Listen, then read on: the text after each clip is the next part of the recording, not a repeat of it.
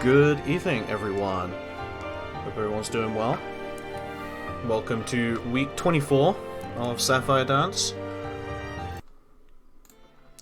I'm joined here by a new voice, actually, for Grand Blue as a whole.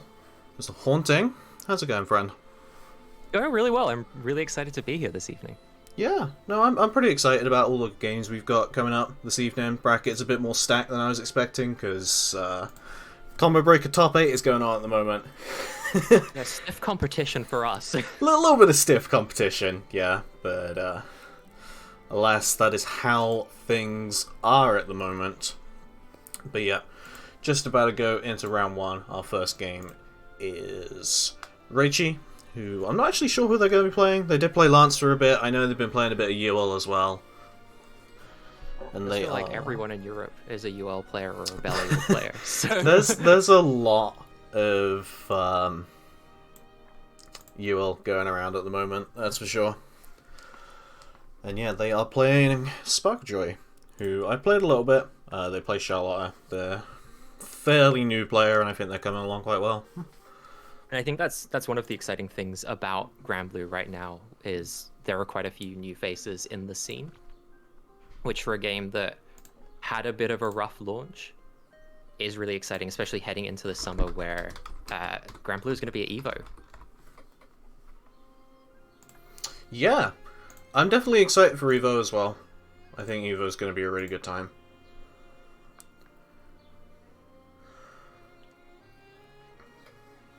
Definitely feeling pretty positive about it, as I'm sure everyone else is. Anything that gets eyes on a game that we love is a good thing. Yeah, of course. I mean, we're seeing it definitely at the moment with Combo Breaker right now. A lot of people I've seen popping into the chat in that game and going, "Yo, this game's actually really cool. Where can I get it?" And for people who are maybe new here or don't often watch Grand Blue, welcome first and foremost. But I've immediately got to go into shilling mode and say Grand Blue is currently on sale at the moment. The base game can be bought for under £15, euros, whatever your local currency is. It's around that price, which is the cheapest it's ever been. And hey, that's pretty cool. But yeah, both our players are here now, so I'm just going to give them the all clear that they are good to go.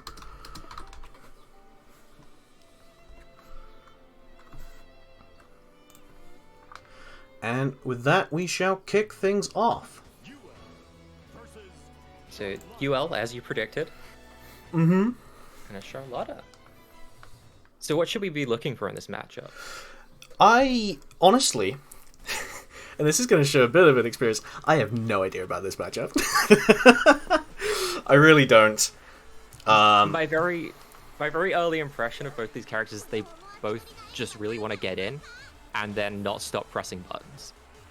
Yeah, it's kind of how it is. Makes it sound like all fighting games, but a lot of Grand Blue seems to be played around spacing and space control. And so these characters do have a little bit of a different game plan in that regard, in that rather than play any of that footsie style thing, they both just want to get on top of you as soon as they can. Yeah, they both really do. Obviously, both characters kind of have their tools for doing that. With Charlotte, it's the very fast, very heavy reward EX Ball, which I'm sure we're going to see quite a bit of. For Yule, it's mainly using our far normals, especially that far medium, the all-important easy confirm button. Yeah, and Reichi, even though missing that DP in the corner, has really been able to convert that into a corner carry to the other side of the screen, and doesn't look like they're ready to let up on the pressure just yet. Yeah, no, it's good to see. Nice, letting the Fire Emblem continue to beat out the ball. Interesting clash, but we do take those. And yeah, Reichi doing a great job. Unfortunate drop there, that would have been the round otherwise. And again, far medium beating that EX ball. Are we in chip range here though, so any kind of EX move is a threat? Not quite. When chip is here, which it was just then, the only way you can be chipped out in this game is if a special move hits your block when you only have one bit of health remaining. I see. I feel like that's not particularly well explained in-game. It's not. It definitely isn't. Kind of same thing that we saw for the whole middle of the first round here is just that same kind of corner pressure coming out from Reichi, although our Charlotta player Sparkle putting up a little bit more of a fight to try and get out of the corner this time. Yeah, again, we're seeing him trying to use that EX ball. But it's getting stuffed out pretty easily just by Reichi's up-close pressure. And I love that mobility coming through from UL as well. That hop means that it's pretty hard to predict your spacing sometimes. Yeah, we did see the Demon Flip out just then, which was a good option. But unfortunately now Sparkle finds herself back in the corner, which is pretty rough. Does try and press something. That move is minus. But the button that she pressed was not light enough. And it'll be Reichi who takes this first game. Important lesson for all of you new players is if you want to punish something and you're not sure if you're going to get that punish, but you know a move is minus, just use your lights. 2L especially seems to be a little bit faster. Yeah, most characters tend to have 6 frame 2Ls, and some of them will have close lights that actually come out at 5 frames. But still, 2L is a very fast, consistent option. So. And that's one of the things that I think people sometimes find a little bit surprising about this game is your fastest move is often still only 5 or 6 frames compared to like a 3-frame normal that you can sometimes get in something like a Street Fighter or a Guilty Gear.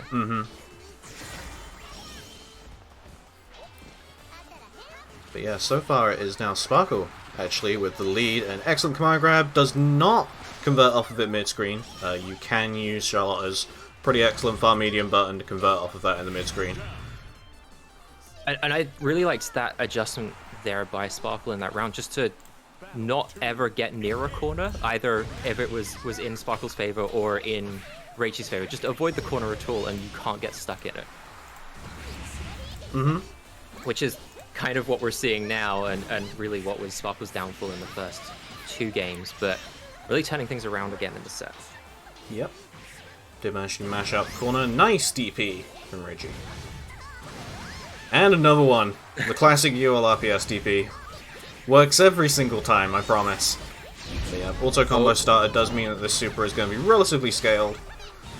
But they're still within about a throw's range of being taken down. Not a comfortable position to be in after that. Definitely not, no. But Charlotte does have pretty high burst damage. She just needs one close normal into that SSBA to really lay on the hurt. But that was an excellent interrupt using that far heavy. And yeah, just catches what I believe is probably a jump out using that 2M. Reichi set point. Just a really good couple of callouts to end that round. Yeah, having strong callouts pretty early on is a very good sign. Oh, clash into whiff DP, and it looks like Sparkle is going to get a decent punish off of that. However, just having a little bit of problem keeping Reichi in the corner. And yeah, Reichi will take back her advantage in the mid-screen. Pushing it into the corner again now. Which is really where kind of the entirety of this set has been played. Nice conversion. We're back to mid-screen, which does seem to be where Sparkle seems most comfortable in this set. Definitely, yeah. And DP beating the old DP. And that is Reichi Geki with her back to the wall. Not anymore. Pushed to the mid-screen, however, a conversion into SBA is going to be enough for Sparkle to even up the games 1-1. Ourselves a set, which is very exciting. We do. Always love it when these beginner sets trade rounds. Very, very nice to see. Yeah, really just the most important improvement here for Sparkle has just been being able to get out of that corner a little bit better, and so far this round has really just been all her. However, Reichi's starting to take back her turn now. That's been one of the interesting things I think to see about this whole set as we've moved deeper and deeper into it is it's been very back and forth.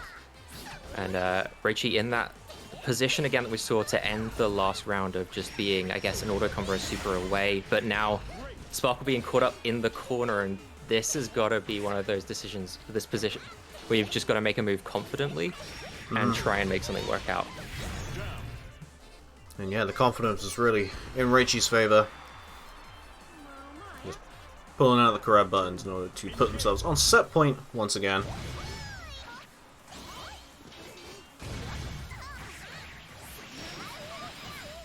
Again, good play in the mid-screen from Sparkle, but caught by that DP. RPS DP not working out that time. Good patience from Sparkle not to press any buttons there and just let the Yule player DP themselves into being -20. Yeah, and we saw that really well punished before, and it looks like Sparkle was sort of looking for it this time. Yeah, no, it's always a very good thing to keep your eye out for. Playing just that little bit more patient in hopes that your opponent tends to mess things up. A little bit of a panic SSBA coming out here from Reggie, and yep, that should be a punish. Pretty easy, and we find ourselves on final game, final round in our first set of the night. First set of the night. It's the complete opposite of what I meant to say. Ooh. Yeah, Sparkle makes the first move. Whiff on the command grab. I'm not sure we'd seen the sweep at all come out from Sparkle, so it's not something Reichi was expecting, I would imagine. Yeah, it's a bit of a hard thing to deal with, that Demon Flip at first. Obviously, the thing you really should be doing is hitting that DP whenever you can. But resisting the temptation to too heavy Charlotta is certainly a thing that some beginner players can struggle with. And yeah, Sparkle with all the advantage here. However, again, the command grab, no extension. Sparkle finding herself thrown in the corner. However, it's got to be a miracle play at this point for Reichi, and it is not. Despite that first game loss, it is Sparklejoy who ends up taking the set 2-1. And hey, what a great way to start things off. Yeah, exciting set to start us off today. Very, very good, very back and forth. Always felt like it could have gone either way, which is really what you want in any kind of competition. You do, in fact, love to see it. And yeah, moving on into our second set of the evening. We've got Mr. Trashy Slime.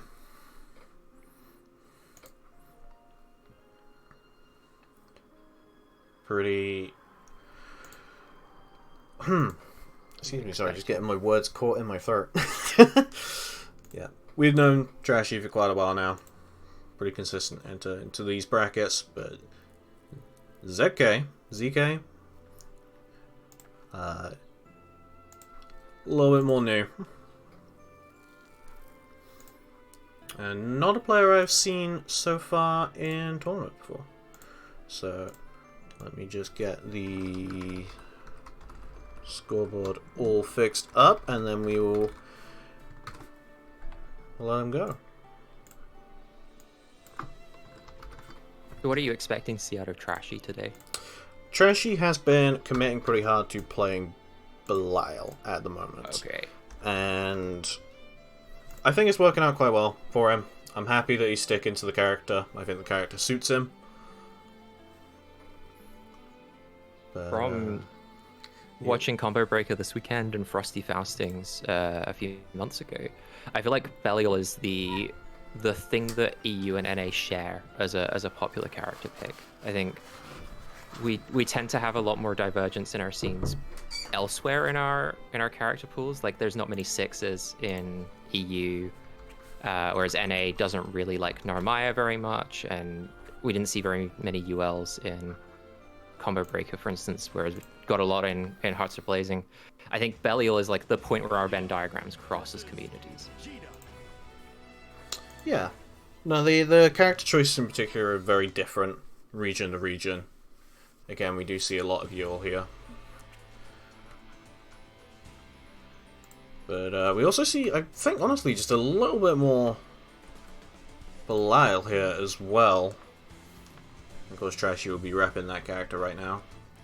Just getting a certified Trashy PC moment while this game boots. However, I see him in the chat. Nope, we're getting a fatal error moment. Oh no. It happens, unfortunately. It's been happening since this game launched. And side games, being the gods that they are, have just never fixed it. So, we'll be waiting just a moment for the lad to rejoin. But yeah, while we've just got this tiny bit of downtime, of course I just want to bring everyone's attention to tomorrow, where we have the Hard Edge weeklies, as per usual.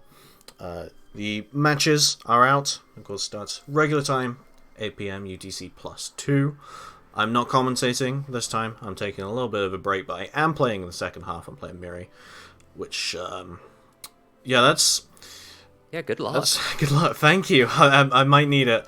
I'm going to aim to bring my A game, but of course there are some other bangers in here as well. But yeah, I have not got my own graphic on there for some reason. I thought I put it on. But of course, next Saturday is also the second iteration of Beginner Brawl. So, if you know anyone who is just starting out on Grand Blue, or maybe someone who's considering trying the game, that's a good place to point them towards.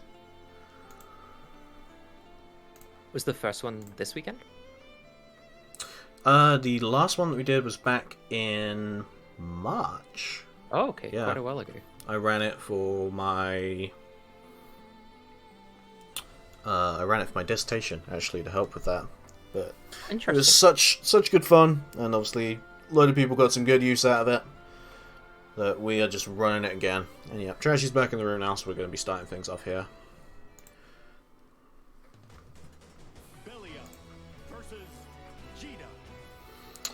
But yeah, ZK with the Jita becoming again an increasingly more popular character in Europe, for good reason.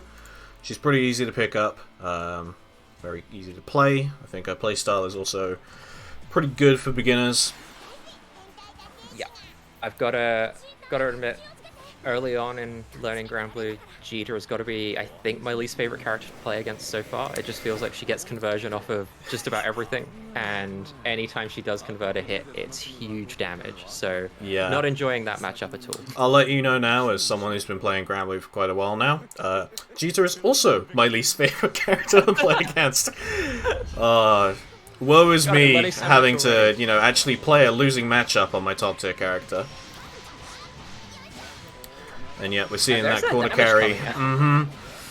Yeah, the damage, of course, is quite a big factor. But it's the corner carry, I think, on Jita that's just the really scary thing to deal with. Just a loose far medium converted into that 8-tracker is enough for really anyone to be pretty scared.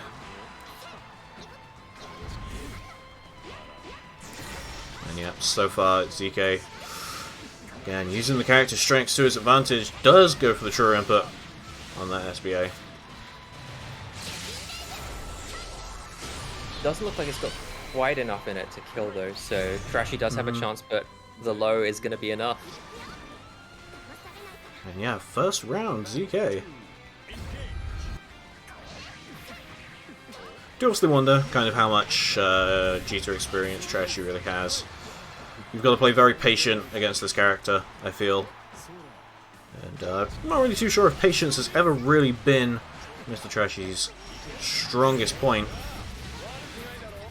And I imagine it's quite difficult because, although as Belial you do have pretty good space control tools with the fireball, you're playing against a character who also has a very good fireball and ways of moving around the screen. So it's not necessarily a strength in this matchup as it is in some others. Seeing that charged fireball come out. Good use of fire heavy to anti-air, but the DP straight back. I really like the use of that command grab there as well, because I think in the very first round we saw a lot more defense coming out from a lot of guard button coming out from ZK, and so being able to use those grabs and those command grabs just allows you to add that dimension to your offense where you're able to get in the lead a little bit more. Yeah, it's always a good thing. Nice. And yep, that should be the end of this first game. Very nice conversion from Trashy. Getting the counter hit with the 2 heavy anti-air. Be enough for him to take this first game here. Always a good thing, I think, on the mental side of things when you lose round 1 in a game, but end up clutching 2 rounds in a row. You want to get that game win for yourself.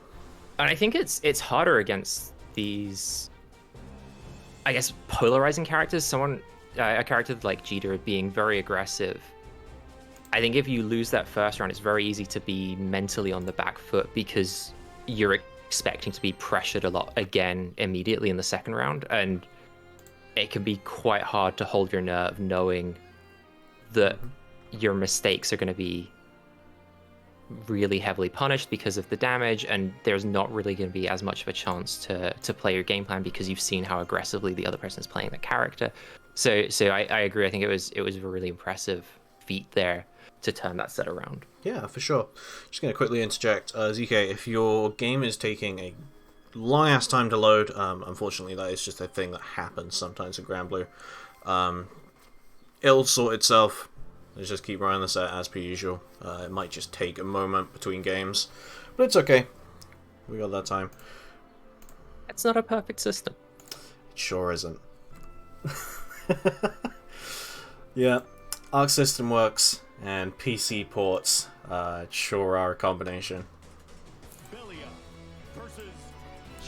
I think that's just every Japanese game, right? Every Japanese fighting game and PC ports. I'm not sure it's necessarily just an Arc System Works thing, but... Definitely had some experience of Arc System Works PC ports. Consistently been pretty bad, but in general, yeah, honestly... I'm really hoping this isn't fatal. I'm really hoping this is just someone's PC taking their sweet time. Oh no, not again! Oh no. Oh, could you ask for a perfect start to bracket? Just for once.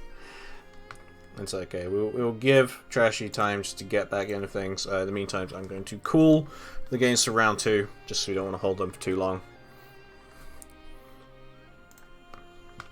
So give me just one moment.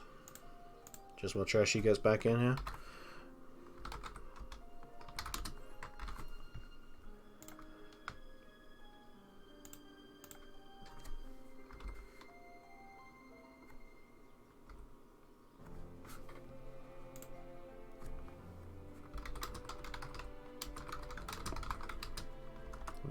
Very sorry for everyone who can hear my keyboard. But yeah, I guess while we just got a tiny bit of downtime again. Haunting, how are you finding Granblue? I'm finding it a lot of fun. I'm finding it a little bit...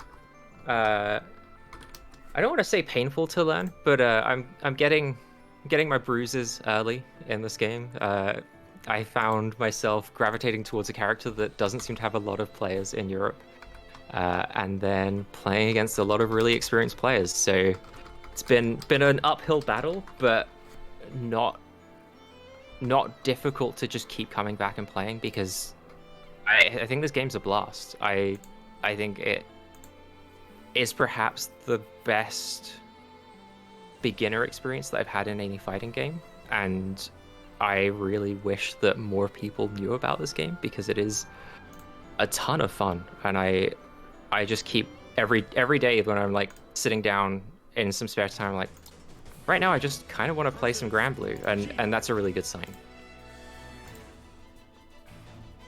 Yeah, no, it always is. I think Granblue is very accommodating to newcomers. But yeah, you definitely got, I think, the short end of the stick with picking up Lance is your first character. Lance is not the most popular in Europe, but you've still got those kind of character champions out there, like Peter and Miri. Yeah, and I've been speaking to Rose Lockhart over in NA as well about playing this. So yeah, it's not all doom and gloom, but it's just been a little bit of a strange one early. That's fair. But yeah, second game has started here, and it's Trashy currently with the lead. Not letting those fatal errors affect the mental at all. It's been an explosive start for Trashy. Mm-hmm. Yeah, when you get a break in the set, unfortunately with stuff like that, it can be pretty easy to be iced out by it, to kind of lose your focus on the game. But no, Trashy's sticking to being pretty patient. Nice conversion off the bar heavy, does connect it in the super. Not quite enough to kill, but yeah, that 2M just going to counter hit and seal that first round for him.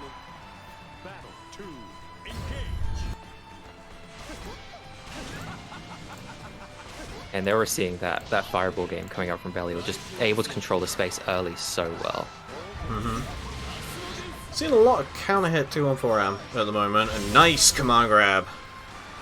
But yeah, getting the feeling that ZK's pressing just a little bit too much in situations where maybe they shouldn't be. Good spot dodge. Oh, nice spot dodge. Doesn't really get rewarded for it, unfortunately. Mm-hmm. Yeah, Trashy choosing not to go for the heavy Asmodeus there, which could have potentially ended the set. So it just has to really want one more interaction. But good DP on the interrupt. It's going to make that a little bit harder for him. However, that should be the end of things, and it is. And Trashy will take this set 2-0 over ZK.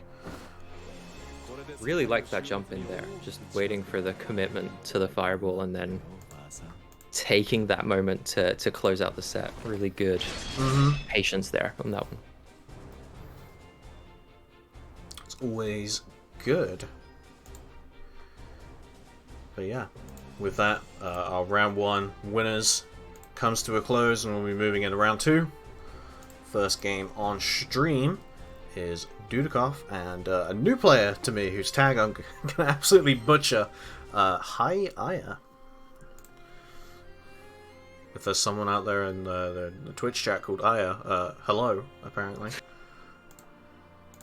I'm glad you pointed that out to me, because I was reading that on the bracket just as higher. So Yeah, honestly, it might just be, and I'm thinking about it too much. Would not be the first time.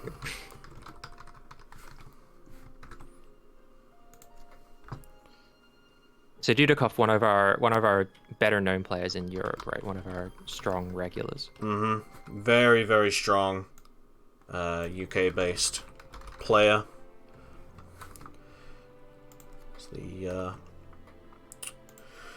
I've run into Dudikoff quite a few times now at this point. In bracket, outside of bracket, and the man confidently beats me pretty often. Big respect for this man, but Aya is someone who is very new to me. Haven't seen any previous results from them, so their character choice is a mystery to me. Well, not for much longer, hopefully.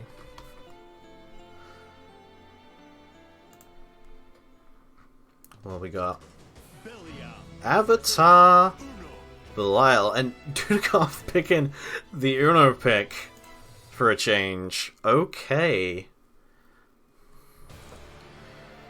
This is a volatile matchup in the slowest way possible.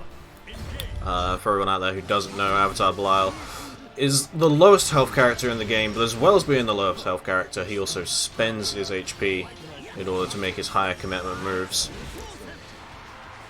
And Uno is probably the least picked character, I'd say, throughout the cast.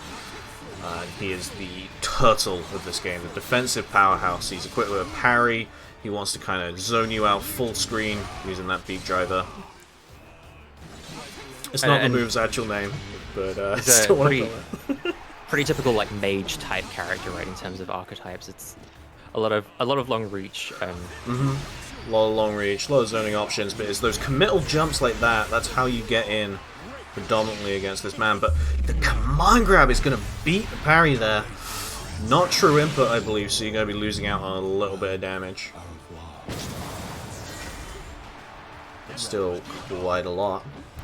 I hadn't seen that super before. That was very cool. Yeah, that super's it's DLC as fuck. That's what it is. Having a command grab super that also is a strike and also hits full screen. Oh, and the dive grab to start things. Off of the L flight, unfortunately, so you're going to miss out on just a little bit of damage. Let's use the projectiles here. I can see exactly why you describe this character as explosive. It just feels like it's kill or be killed for Avatar Belial. It really is. If you want a lore reason for this man, and unfortunately that's going to whiff. Oh, but he doesn't block the strike part! Oh no! The beat driver is going to go through here to seal that first round for Dudikoff. But yes, I feel like Avatar Belial is one of those characters where they've kind of translated his lore pretty well into the game. The man is essentially burning up from the inside, so having a very explosive character that sacrifices his own health as a resource in order to get in, that's, you know, it's cool as shit. Good anti-air on the 8U pack follow-up.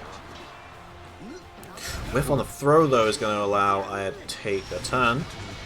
But is able to get out of the return throw, and this seems like the distance that Unre really wants to be playing at. Should be noted, of course, that Avatar Belial is also a pretty competent zoner, as well as being an aggressive rushdown character. But presumably, all of the zoning tools for Avatar Belial are specials that need health commitment. No, actually. Oh, interesting. His flight options, as long as he doesn't start them with heavy flight, are all do not cost health. However, if he hits with them, his unique mechanic is he can press U afterwards and spend a little bit of health to immediately teleport to where the hit landed. and either do a little upwards kick in their face or stomp down on them. Like that. Like that. That seems very useful in this matchup where a lot of it is going to be played at that sort of It really is, range. yeah. However, they are minus on block, well that one is at the very least. The stomp is a little bit plus. Nice for a reset, and yeah, Dudikoff on the cusp here of taking this game fairly easily. He used the parry, and the parry is going to be the thing that allows him to take the set. I feel like we spent all of that set talking about Avatar Bell. But, of course, Uno is quite the character in himself. Right, and I think I got distracted just by how much of a fireworks show Avatar Belial is to watch. Yeah. But Dudikoff seemed very calm in that set, given all of the everything that was going on to him.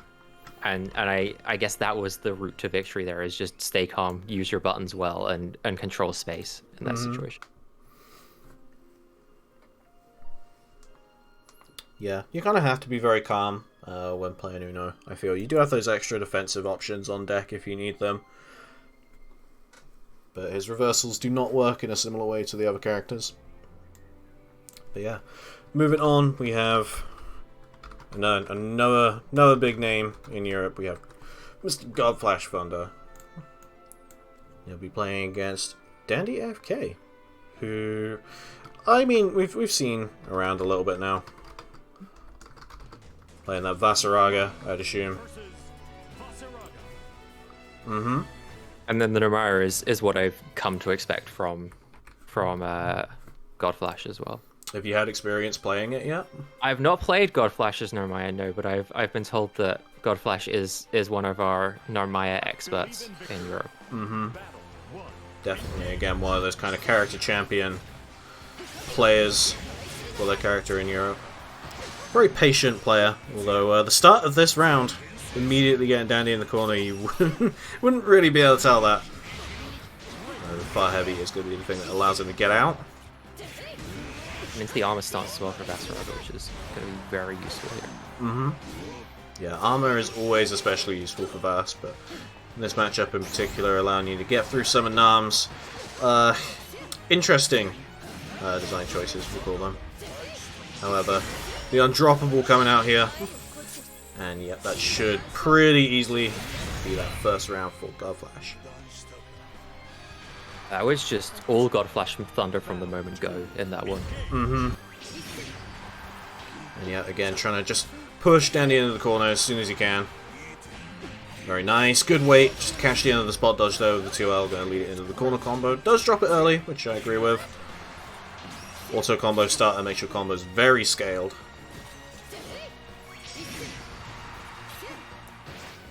However, the throw coming out as the reversal option here. However, he finds himself immediately back in. That was an excellent conversion from the jump in.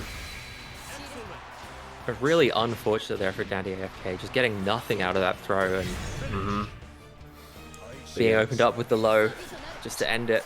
It's an important lesson that even if you do put your opponent in the corner, you've got to maintain that pressure. It's definitely something I struggle with a little bit myself, but definitely a lesson for Dandy there in that first game. It'll be interesting to see what adjustments Dandy makes after that first round. Just feel like it looks like we're kind of heading back into the same situation. We really are at the moment. Drops the undroppable though. We're never.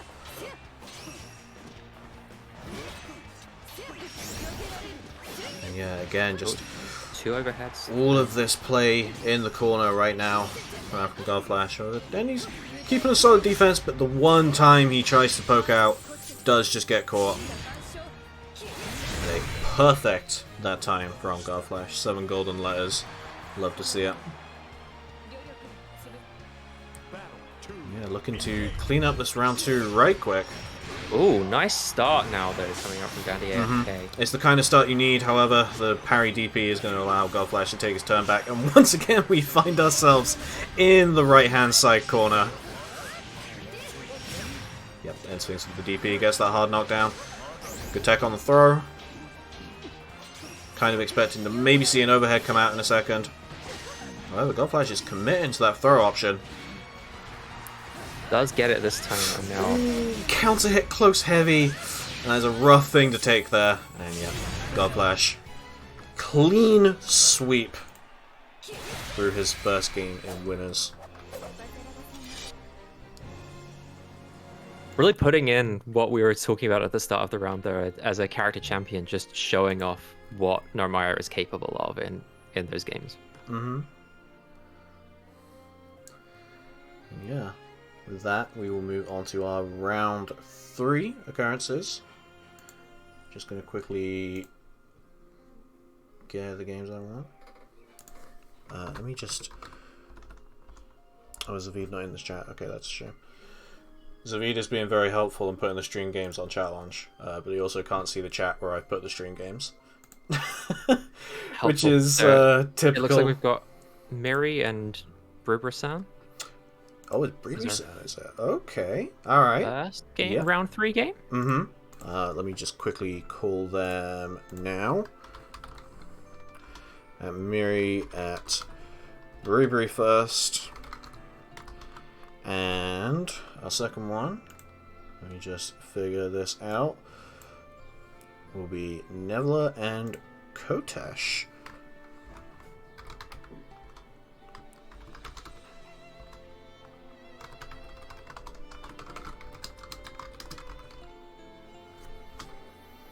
Alright, that's them called. I've boosted up the sound on commentary quite a bit, but I'll turn up just a little bit more. Yeah, hey Zavid. I did put all of the stream. Are you not in the tournament desk channel? No, it doesn't look it. Okay. What I might do is, if you show me how to sort all of this out, yeah, I'll just be able to do it myself next time, hopefully.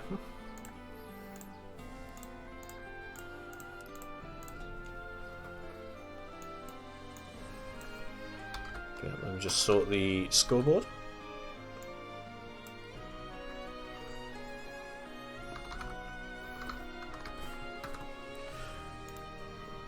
Gotta say, I'm pretty happy that Bree is still in the winner's side of this bracket. Enjoy watching him play. Another Uno player, actually. Neat. I'm not familiar with Bree at all, but I have seen Mary play a few times. I've mostly seen Mary bring the Eustace out at both Hard Edge and Sapphire Dance, and I guess as like a somewhat unique character, it's always a joy to watch Mary play Eustace. Yeah. Uncertain if he'll go Eustace here against Uno, who can be such a strong kind of counter-zoner character with his piercing projectile. So we might actually see the Lance, which I'm sure you'll appreciate. But we shall see how it goes. Let players know that they are I think I played Murray's Lance this week in Lobby Night, but I can't be sure because the person I played against was Virum's manager. So that is, it could have been anyone. that is Mary. Yeah, Murray's Lance, I guess showed me what I should be trying, but it was over very quickly. But yeah, we are seeing the Lance, which yeah, no, I'm happy to see it. I enjoy watching Lance. This better not be another fatal error. I swear. Okay, I think we're going into match. Yeah, we're going into match. Opening with the 2U, which I do like because it's great at getting under certain range tools and then straight into the heavy Southern Cross, which is your highest damaging option, but leaves you without Southern Cross for a little bit while it's on cooldown. So you kind of lose a lot of what this character has once you do get your hits normally doing that. Good use of the parry there. The thing about parry reversals is they completely negate safe meaties. Safe meaties are option that's normally used to bait out DPs and does work on them. Having that parry is a very good thing against someone who will try and often use those safe meaties like Miri. And my understanding is a lot of Lance's setups off of knockdown do involve safe jumps and things like that, so it's wow, just ruthless matchup. Super to catch whatever Riri is pressing, and yeah, Miri with that first round here. So I was Go on, go on. when I was talking to Rose this week about Lance, she was saying that you can use that super still to dash through projectiles, and can use it on reaction to things. So, whilst I've not actually seen it since having that conversation, now seeing that in action makes a lot of sense why you'd want to use it right there. Yeah, definitely. Does have a lot of lengthy projectile involved time on it. Does make it good for those situations. Good punish Full there. range heavy blade impulse, which is plus, and then able to get the sweep off as well. But no pressure once in the corner. Good sweep again here though by the last. And yeah, block button check there from Miri, just going to end things with the SPA. Take that first game for himself. Block button, oh so important against Lancelot, who want to try and mix you with these left-right shenanigans. Always good to have a button on check. Starting with the super jump this time. Both players kind of fishing around for the first hit, and it's going to be the conversion off of that whiffed sweep by Bree there. Yeah, Bree now finding himself in the corner, eats the Malady. And yeah, just the full extension here. Sets up the Oki using the H projectile. Goes to the H Southern Cross instead of the SBA. And ends up finding himself thrown in the corner. But Bree's got a bit of a mountain to climb here. Didn't really get much off of the H Southern Cross in that situation, which is rough because, like I was talking about earlier, that cooldown's going to be hard. Oh, wow. Actually gets a conversion off of it as well, and now it's Bree instead who opts to use a metered reversal. And it'll take him around, I believe. Oh god, I'd be shocked if that wasn't around. Yeah, fantastic job there. Didn't realise quite how low his health was. I mean, that's the thing with Lance's. I mean, in that situation, you're right there, the health was low, but Lance feels like such a committal character that sometimes you do just get blown up for making one wrong move. Yeah, especially when you're using like that super high commitment blade impulse. The Gorilla Blade, as we tend to call it sometimes, is kind of the moment where you really just have to let the ape out. Good defense here from Bree. However, the preemptive parry doesn't go fully punished. Oh, and now we're seeing the classic Lance corner combo. No conversion into the kill, unfortunately, but Bree again, just so much health deficit. Yeah, I imagine it's going to be hard to really do anything from here, and there we go, conversion into Skybound Art. That's going to be the kill there from Miri. Yeah, Miri now on set point.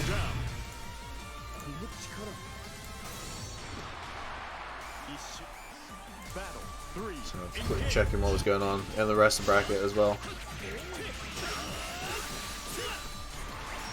It's an awkward thing to do, I've realised, managing a bracket, commentating, running the scoreboard and everything. So I'm sorry if I suddenly kind of tune out for a moment. That's a lot of moving parts. I don't envy you at all. I just get to sit here and watch and talk about the games we're seeing. So I have things pretty good over here. Oh, I really liked that overhead setup there. Very, very nice. And again, yes, just the Skybound Art is going to allow Miri to take a set 2-0. I was pretty clean actually as a set. I was expecting a lot more of the keep out game from Henri, but Miri really navigated it well and just didn't really let up on the gas pedal at all. Always nice to see, and it's kind of what we really expect from Lance at this point. Very, very high octane character. Well, you've got so much mobility and everything is fast, so the real weakness is that lack of good reversal and then just stubbier options on your normals. But if you can mitigate those stubbier options by just being as close to your partner as Miri was that whole round, then all of the positive tools just get to be on display that whole time. Yep, having those kind of stubbier normals is only really a downside if you allow yourself to be in the positions where they are. Very well said. And yeah, moving straight on to our second game now of Winners Round 3. We have Nevla, one of the strongest players around at the moment, really kind of just been returning to competing and putting on quite a show while he's doing it. against Kotesh, who is almost kind of very much the opposite in a way, but still having these very strong showings. But only really been playing this game, what, a couple of months now? Wow, impressive. Yeah, no, it's incredibly impressive. I say this every time I commentate their sets, but Kotesh is really just the example of how having a very good, kind of positive learning mindset can really help you when you're starting off learning a fighting game. So if you're currently a beginner and you're learning, I mean, first and foremost, sign up for Beginner Brawl. Do it. But also keeping in mind that you don't always necessarily have to win games. It's about the small improvements you make, asking the correct questions. That's the most important thing. Absolutely. And seeing Devoir doing Jita things very early on and single hit confirm. Yeah, we're going to be seeing this a lot throughout Nebula's sets today. Got a single hit confirms at the moment. Really kind of sharing that energy with Citizen right now. I think Devour's Jita was the first person I played online at lobby night, in my first ever week playing the game. Oh, really? And, yeah, that was a trial by fire, let me tell you. Yeah, I can imagine. I think that might be why I hate playing against Jita. Yeah, I mean, I can certainly understand feeling that way. But yeah, it's certainly one way to have a trial by fire. But Nebula's Jita, pretty smoothly working through this trial by Foxfire right now. But Kotesh is actually the one who's going to be pressing the advantage here. But whiff on the throw, tiny little really bit early. Unfortunate there. And yeah, this should be the end of things. Conversion into H-Wrecker, into that heavy fireball. End things in the Super Spellbound Art. No cutscene for us. Just going to clean things up. Taking the first game of this set. So does the lack of cutscene, does that indicate that it was a simple input rather than a technical input for... So the cutscene triggers if you hit the cutscene kind of like window in front of you, which is extended using technical input. And also it has to hit for a certain amount of time. So normally most cutscene supers, like the one we had just then, will do a whole load of hits on the rising, and then when a certain one hits, it will trigger the cutscene at that point, which then leads to increased damage. Again, one of those things that I feel like the game doesn't really teach you, but I hear spoken about quite a bit in other tournament commentary. Yeah, I mean, it's not too much of a worry. Single hit confirm, my god. Again! Oh my god. Yeah, love it. There's the full input special, and of course it kills. Nebula set point now. Battle 2, engage. That's so impressive to see. You just gotta have so much confidence in that single confirm. Yeah, for the people that don't know, the reason we're popping off so much about this single hit confirming in the True Input Super is Jita's True Input SBA is completely different from her simple input one. The technical input one, you have to do a manual input for each strike, which then ends in a stronger ender. Wow, Kotesh winning the trade. I think Kotesh just looked really good in this round, and impressive to hold on after what Kotesh has been put through in the first 3 rounds of this set. Definitely. And yeah, ends up taking the round here. Yeah, and again, impressive look, stuff. For someone who's just only been playing this game a couple of months, I'm going to be honest, I struggle to take rounds off in Nebula's Jita. So, very, very impressive from Kotesh. No matter the results of this set, you've got a victory. And also just displaying that mindset that you were talking about, right? That learning mindset of if you give up on the set early after losing 3, you're not going to learn anything from the 4th. So just doing what you can and seeing how you can get those gains in this matchup against Devoir. We're seeing that SBA again here. And of course, is going to end this set for him, but despite the incredible performance by now, we've got to give it up for Kotesh for just really kind of holding his own. And yeah, with that, we are on the cusp of beginning top 8 here now. Just waiting on a little bit of losers to catch up. Just a reminder for everyone in losers at the moment, you can play as long as you want until you get to top 8, at which point all games are on stream. Thank you to Zavid, obviously, for noting that on the bracket. That's a big help.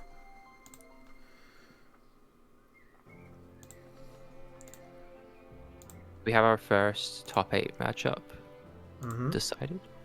We do. Miri versus... Yeah, Miri and Zavid. That I was just talking about. Did we watch Zavid already today? We haven't, actually. Zavid plays Zoe. Okay. Zoe's really cool. Zoe's sick. I'd love watching Zoe. Thank you for letting me know, by the way, Zavid.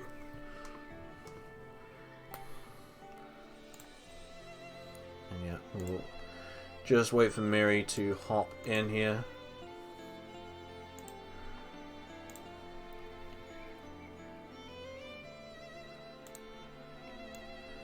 Just gonna see what's happening on the loser side of the bracket. Yeah, everything's kind of just running as it can at the moment. Steadily catching up. Hopefully by the time these winner sets are done, we'll be able to run losers pretty smoothly. You should be very happy against Nebula Kotesh. You played really, really well.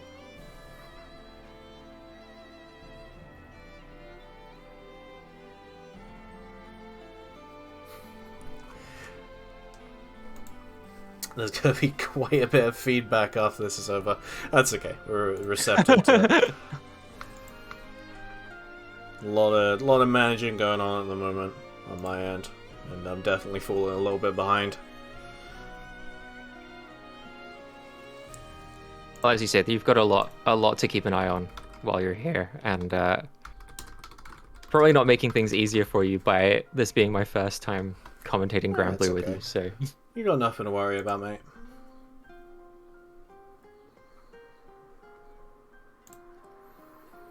Yeah, let me just sort out scoreboard.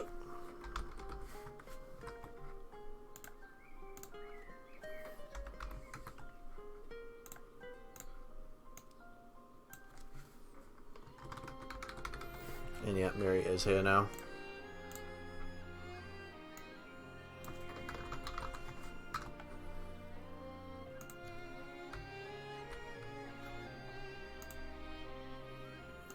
And yeah, we will start in just a moment. Let the players know that they are good to go.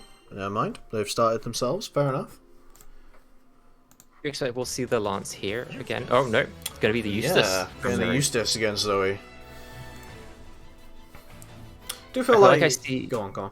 I was just gonna say, I feel like I see Zoe kind of switching between zoning and beatdown, like a rushdown type style, pretty simply or pretty easily because of what the dragon can do, and then also the lightning projectile.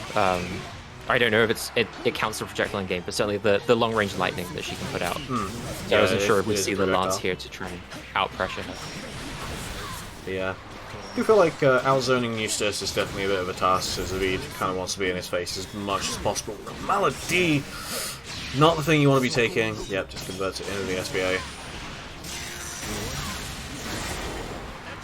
Not quite enough to kill, of course, but rough situation for Zavid to come back at this point. I do just want to mention that Zavid does have a little bit of experience playing Eustace himself. Did co-main the man for a little bit, and I enjoyed playing his Eustace back when he played him. So he's definitely got the knowledge of what the character can do and what the character is kind of looking for. But we'll just have to see whether he responds to Miri's honestly excellent decision making. And yeah, there's some great corner combo coming out here. And my impression of both these characters is they're both pretty difficult characters to deal with once they get going, because they both have those setups that feel like they're pretty oppressive. Oh, great catch there! It does! Wow, non-counter hit. Doesn't even matter. Oh, shoot, I've already put him up to it. I mean, it was impressive, but it wasn't 2-0 impressive. Imagine working a scoreboard properly, it could not be me. Similar pressure coming out here from Miri to start round 2. Pressing the grab here. Grabs, of course. When all those grabs start coming out, you've got to not be wary on your defense. And good throw. Just about to say, you've got to be careful. And now the super to get out of the corner here from Miri, and it does just go straight through the M-Dragon. And yeah, just catch the end of that spot dodge there with the grenade, and Miri pretty quickly up on set point. Turns out even when playing a slower character, Miri just works very quickly in these sets. Overhead not blocked. Of course, really rough when you've got that grenade on you, but doesn't quite get the full conversion, so he's got another breath of life here. He's just got to find his way out the corner. It's a rough ask right now, especially when you had such a massive health deficit. Catches the overhead again, non-counter hit. Far easier said than done with a grenade as well, covering that get-in from Miri's Eustace. Oh, jump out is good, but what can Zavid do now that he's got the corner himself? Ideally, I think his highest damage starters are really kind of the close heavy and the anti-air as well. On top of that M-Dragon. Fortunate drop on the conversion. Off the combo though. But yeah, slowly clawing things back. The air-to-air is going to lead into the SSBA. It's going to be a whole lot of damage. Doesn't quite kill, but it doesn't have to get close. Oh no! And yeah, like suddenly things are very even, but it's actually Zavid with the L-Dragon who ends up clutching that round out with an amazing comeback. Great job by Zavid there, turning that one around. And now actually getting to start, I was going to say not quite on the front foot, but not trapped in the corner like we've seen every other round start. Yeah, and of course you've got to have a bit of confidence now after taking a round back like that. But again, it's Zavid who finds himself in the corner here. And again, we find ourselves in a rough situation for him to come back from. However, Miri has chosen to give him the space to try and apply his traditional zoning. Got to watch out, obviously. You can't use that L-Dragon, but the backdash is caught by the projectile there. And yeah, Miri will be moving on to winners finals. Gun beats Dragon, it turns out, is what we learned from that set. That's the important thing to take away from that set, of course, is Gun beats Dragon. Could not agree more.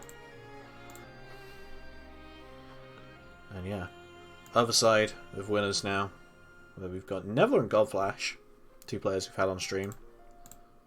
Both very impressive players, so this should be a really exciting one to watch. Hell yeah.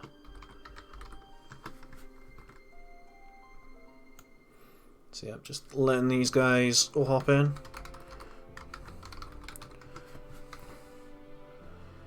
Man, every time Godflash is here, he completely destroys my scoreboard. Every time, especially when he sits down on the setup that's not actually the one I've got him here for. Hold up. No respect. No respect. Oh, I swear. There we go. Fix it now. We're good. Everything is fine here. Yeah. Just waiting on another to hop in. It's just Godflash's world and you're living in it. That's how I feel playing against him sometimes, admittedly. Yeah, if what we saw earlier was anything to go by, I can understand that sentiment entirely. Just force Godflash to always be player one side. That's a good suggestion. You know what'll happen though? As soon as you make that rule, he'll just go on player two side. Of course he will. That's Sod's law, isn't it?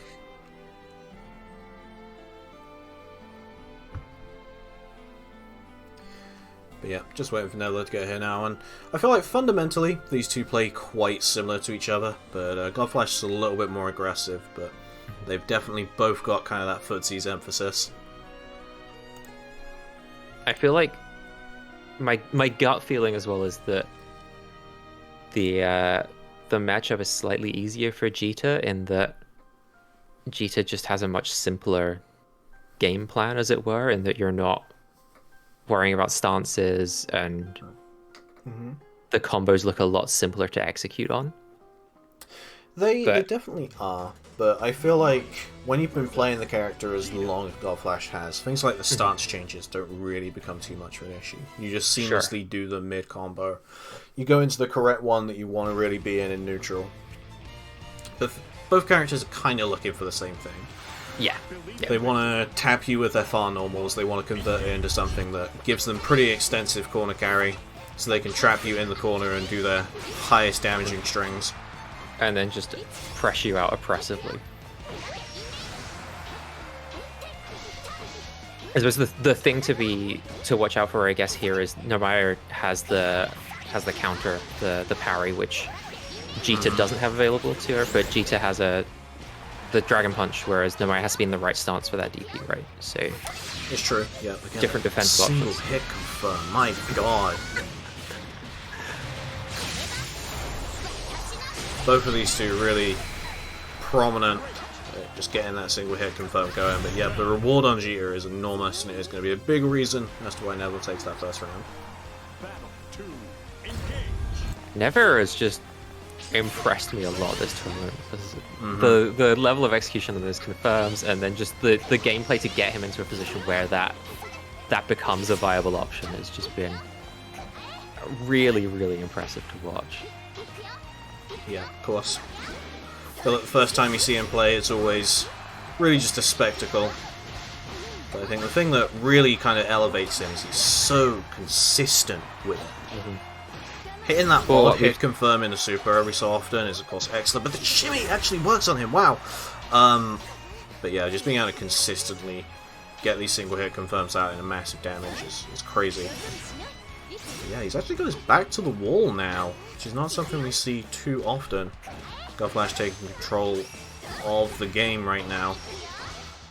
Block on the H-Wrecker, that's that main corner carry tool gone, but excellent anti-air. Does lead into the cutscene, so we're going to be getting a whole load of damage. But Godflash is still alive, and it's pretty close in terms of health, so this set does feel like it could go either way, but Nomai just getting blown up there by the grab from Never, so Yeah, we'll be taking advantage, I guess, of the 1-0 set from that super.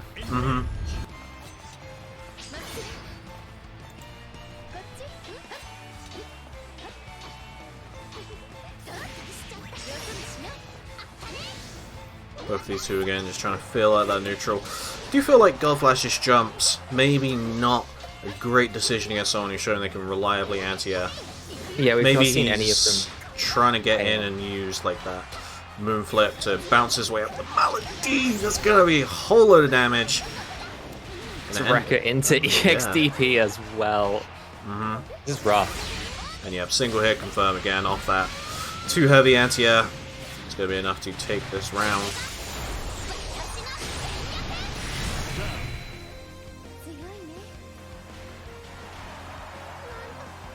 Battle 2. Engage. Yeah, set point for the Frenchman here. And that's that consistency you've been talking about, right? We've seen those single hit confirms come out time and time again. And it really doesn't feel like Never has really missed a beat this entire time.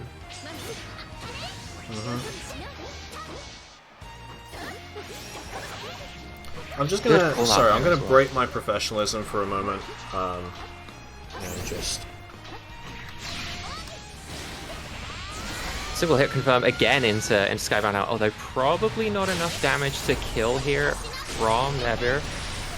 But is going to put him at a huge advantage. Does break the throw there from Godflash on the, but the low is going to be enough to finish it off, and that is the first set of our top 8 going over to Navar. it is indeed. Thank you very much just for covering for me there.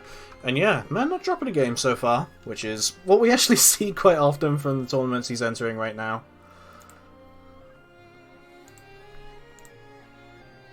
And yeah, with that we'll be moving on to our loser side, top 8, which I believe is... Oh, we have one of our games ready, so we'll be running that.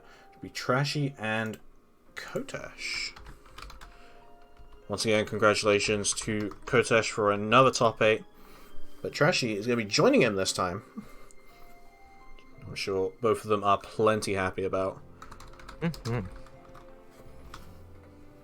Yeah, it'll be good to see Kotesh back on stream again after putting up a really solid performance the first time we saw Kotesh today.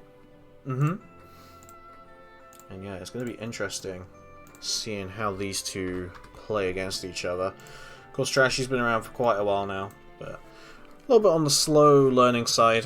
Meanwhile, Neville, sorry, my brain's all over the place this evening. Kotesh, a bit newer, but on the very, very fast learning side. I think this is going to be pretty even.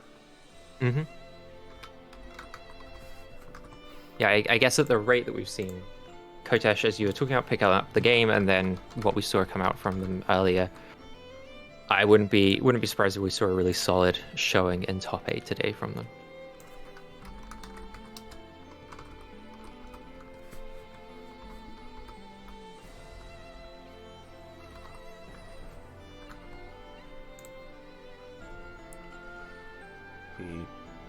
dokes.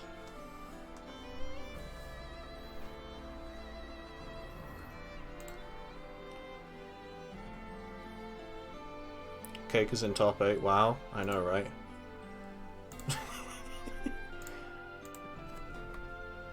Gotta move the scoreboard name back over. Thank you, God Flash.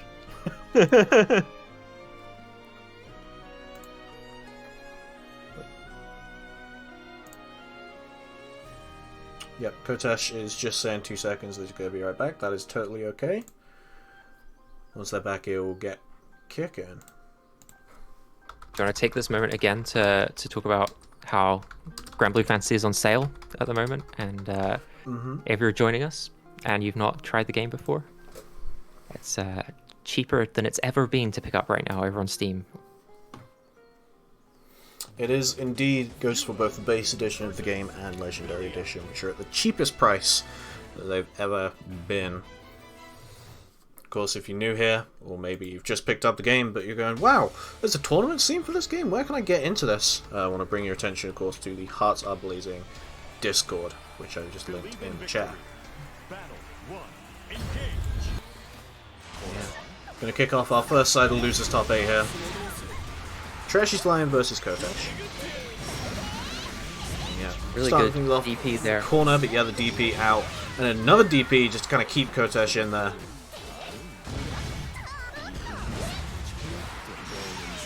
More DPs coming out. Really does not want to allow Kotesh to get back into the mid screen. Run that offensive pressure. Gotta say, it's gonna sound like a very silly thing to say, but Trashy is pushing the correct buttons now, which is really, really nice to see for someone who's been spending a bit of time picking up this character. He's always using his fastest buttons in the situations where he needs to be, and is constantly going for kind of those harder resets or block strings using that command grab now just a little bit more often, and it's paying dividends right now. Taking the first round here in this losers top 8. There's something to be said for just solid fundamental gameplay, as you say, just pressing the right buttons in the right places, and it's not always the most flashy, but it works well, and it's something that should be pointed out when it's done properly, because it's rewarded, and it's a thing that I think would pay off people just to spend that time knowing what the right tool for the right job is with your character. Yeah, for sure. Of course, obviously, once you get a little bit better, you can get pretty stylish with it, but those solid fundamentals are very important. There's going to be shades of that that's going to allow Trashy to take this first game here. Believe in victory. Battle 1. Engage. But not a set where we can ever count Kotesh out. It was really the last set that we saw Kotesh where it was the third and fourth round, I suppose, where we saw Kotesh really adapting, and so we're seeing that again here, early lead here in round 3. Yeah, good conversion out from Trashy. Yeah, Matt's getting extra consistent with his block conversions now, but the super is going to stop the frame trap from coming out. I don't think that was the full? It was, actually. Super? Okay. It's not one of those supers that always does its full animation when it connects. It's very similar to Lattice. I was thinking of, there's the one that has the other fox in it. That's her SSBA, and that's the one you've got to get all the hits on. But yeah, Kotesh not letting that first round loss, or game loss, sorry, get to him. But the command grab is just going to waltz straight up to him. Trashy fighting back from chip point. Nerves of steel there from Trashy Slime. And those are the options you need to go for sometimes. An amazing interrupt using the far heavy to stop that low sweep. Does get the conversion off a counter hit MDP. Trashy's really just on a tear at the moment. Coach just trying to DP out, return to the mid screen. Gets the throw, does allow him to do so. Now he's pushing Trashy towards the opposing corner. But no, that DP is there once again. And once more to stop Kotesh from getting his pressure going. The good news for Kotesh is it is on cooldown now, so you can push your advantage a little bit, but we're seeing Trashy play defense really well. Just about to say, the thing he needs to watch for always when he's at low health is that command grab. And yet, just throw on Wake Up is going to allow Trashy a very smooth 2-0 to put Kotesh out in 7th place. Of course, very, very respectable placement, getting top 8. You do love to see it. Kotesh. Yeah, Sure. no, excellent.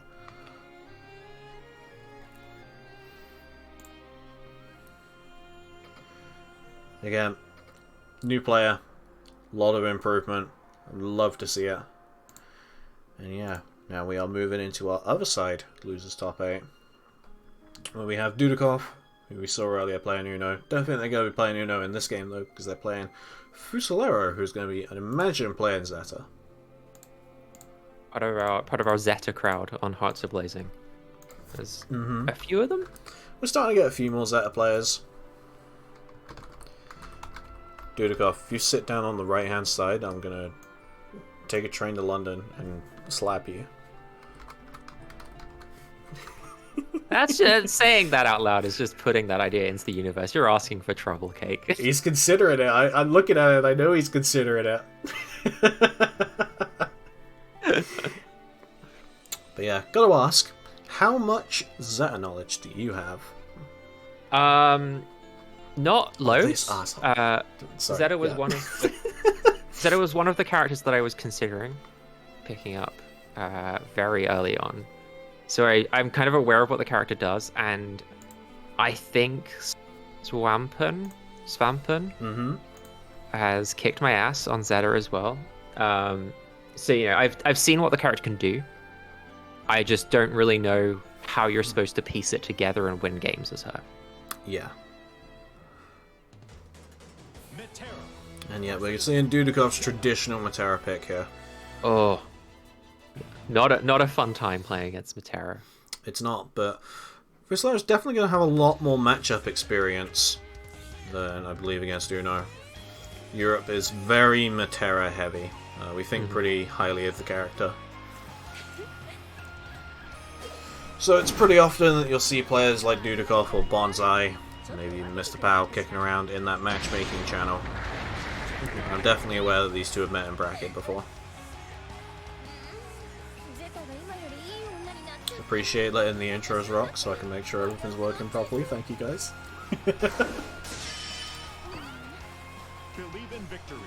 And yeah, into our second set of Losers Top 8.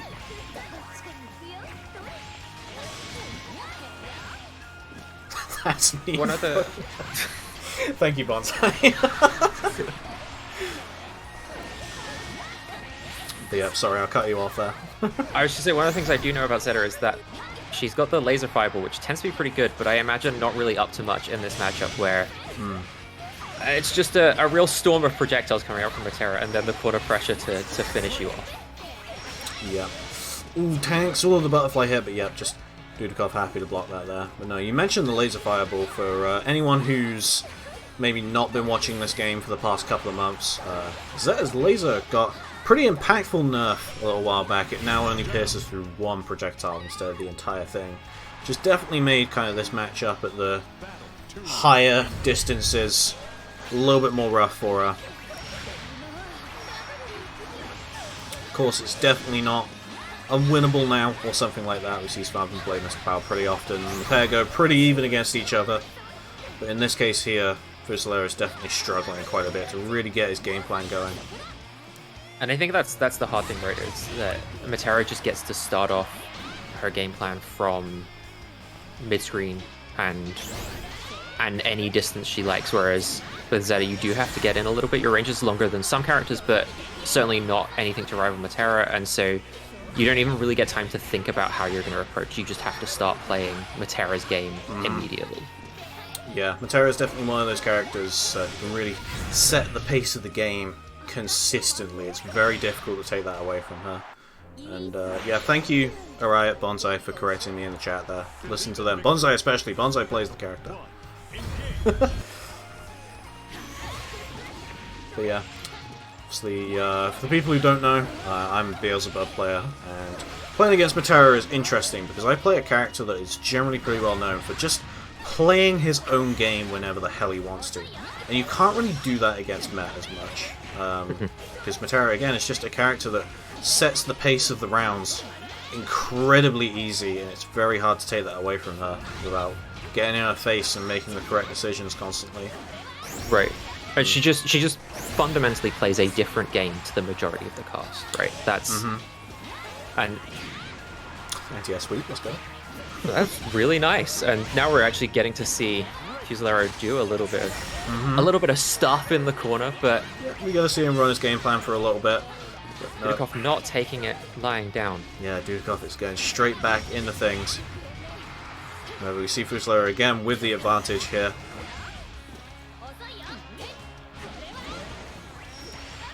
Yeah, one thing about Matera really that you definitely need to consider is always watching that airspace versus her hops, allowing her really just to kind of rat out the corner whenever she wants.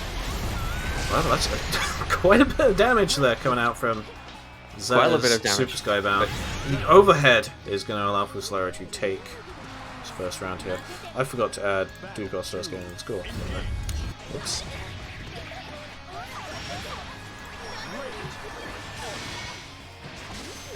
Good tech on the throw. Of course, the thing you've got to be really wary about against Matera in the corner is her butterfly pressure. Butterflies explode on contact with a projectile.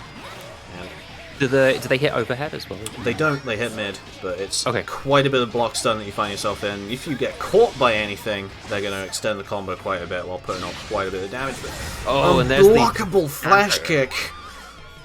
Yeah. Matera is really kind of key anti-air option when she's got meter there. My understanding is that's like her really her only defensive option reversal wise when To really take back your own turn, it is. Matera's defense is almost a little bit more complex than some of the other characters, thanks to her 5U, allowing her to get out the corner a bit easier. Wow, my voice. Love the back throw there to immediately get Dudikoff in the corner. Again, you see just how easily he's able to get out. really good adjustment there by Fusillero, who like first couple of rounds we saw just really getting trapped down by Matera's oppressive game plan, and now we've seen Fusillero really turn it around and have a couple of games where he's been able to get that lead and use that as tools much better and run that offense in the corner. He's really making the most out of any situation he finds himself in now, which is very key to playing against Matera. However, auto combo into the Super Skybound here is going to be the end of this set.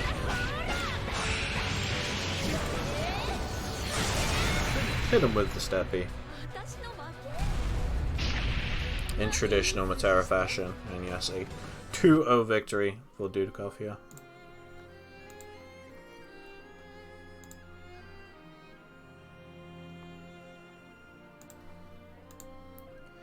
And yeah, now we're going to be moving into our next batch of losers. Give me just Who have one we got moment up here. next?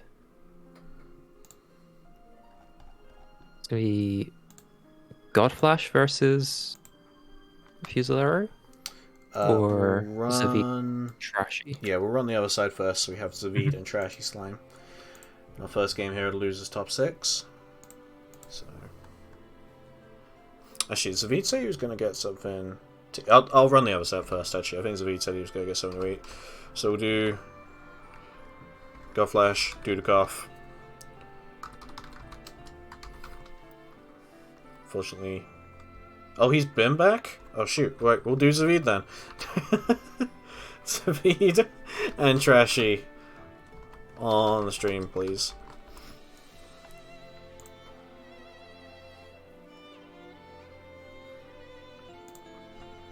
Again, sorry, this is a tiny bit all over the place, but we're getting there.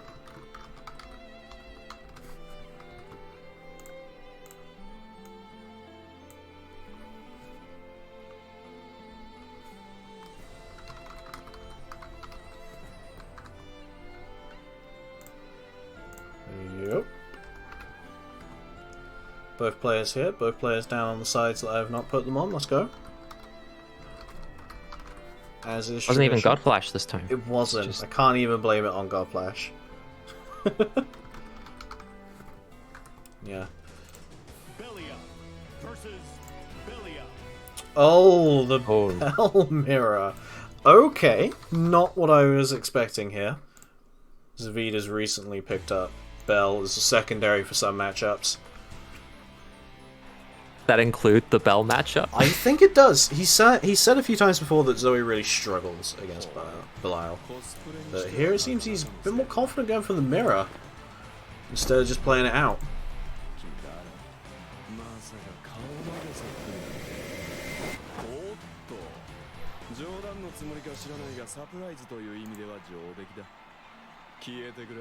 Believe in victory.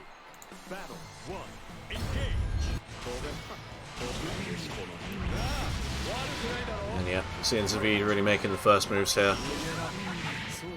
I guess, how is this mirror supposed to play out? I was trying to think of an answer to that just there. My guess is that it's the character, or it's the Belial that is able to better punish the long buttons of the other Belial, but I don't know if that's necessarily true. That's honestly quite accurate.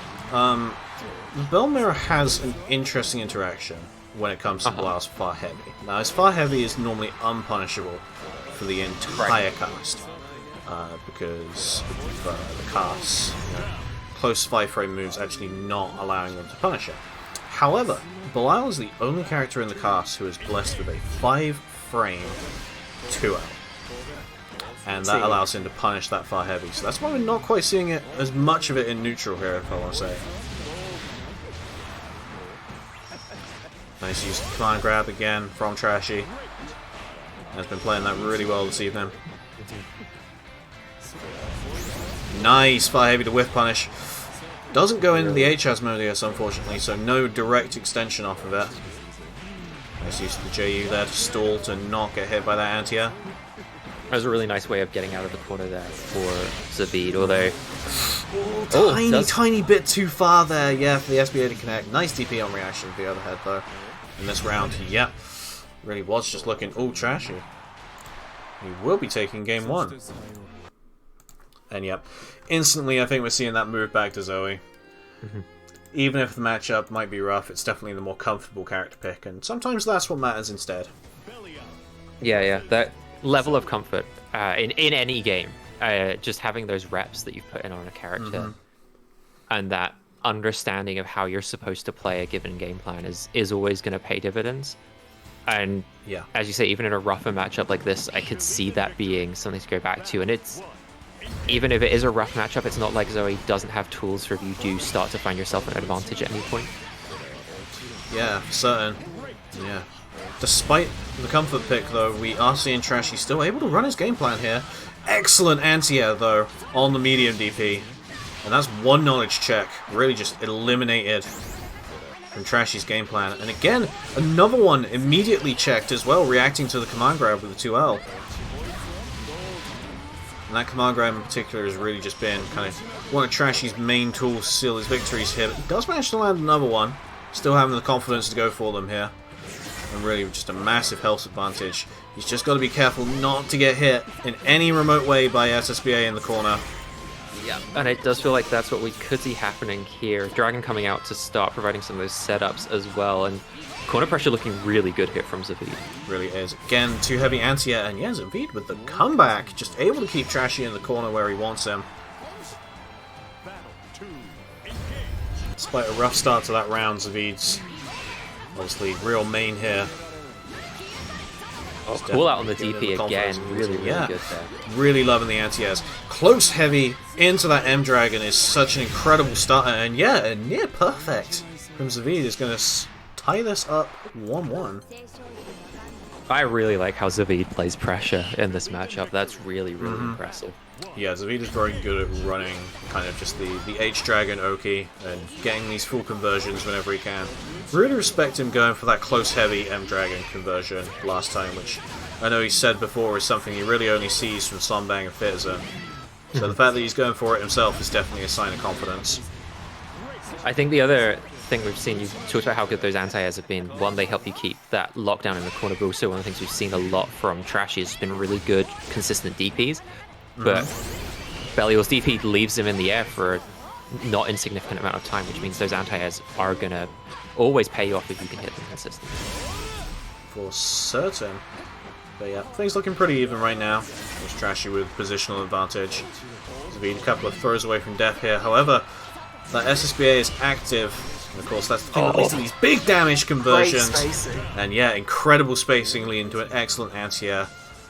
And the full conversion off of that is going to put Zavid on set point after losing the first game of this set.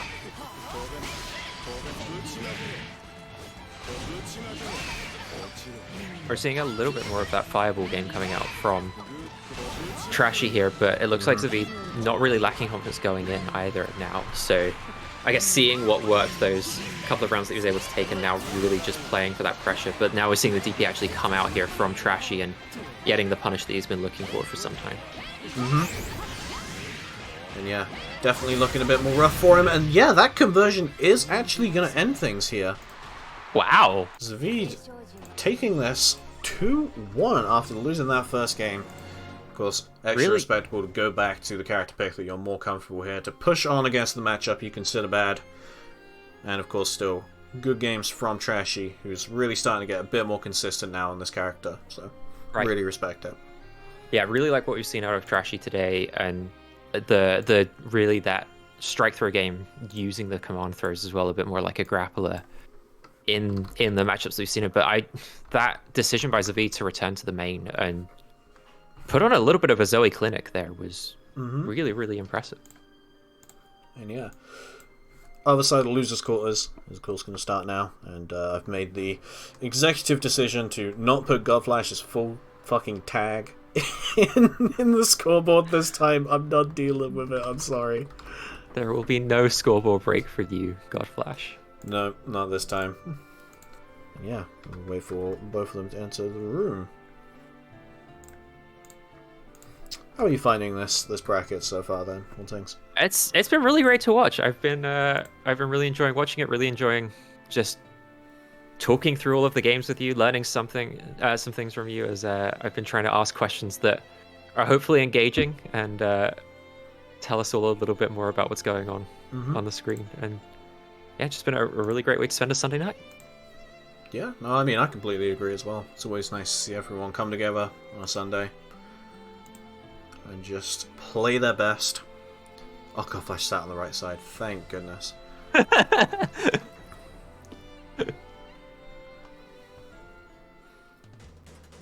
Yeah, we'll move into things. Both players with their standard character picks. Dudikoff doesn't want to go for the Uno, which I think is fair. I do feel like Matera probably does a better job of keeping Nermaier out, but I could be wrong. I just feel like her air control game seems very strong as well against things like the flip. Yeah, for sure. Yep, so far it's really just been we're going to call it the bow-based footsies. There's a real reach of the term here. Yeah, just that traditional bow-based footsies fighting games. Oh yeah, definitely. This is Grambly right here. What do you mean? Yeah. Do you just want to make kind of a distinction, almost? No, Narmaya is kind of Europe's up-and-coming Narmaya players. Viva. Viva and Godflash, I feel, play very fundamentally similar, but Godflash kind of picks his moments to go in a little bit more often, and we're not really seeing it too much here. However, Viva, I do feel, when he plays this matchup, is almost, I think I call him the pile bunker of Narmayas, where he really picks his moments to commit to his offense. I'm kind of wondering which one of the two would really fare better here. One thing's for certain, though, Godflash is getting stepped on right now. Yeah.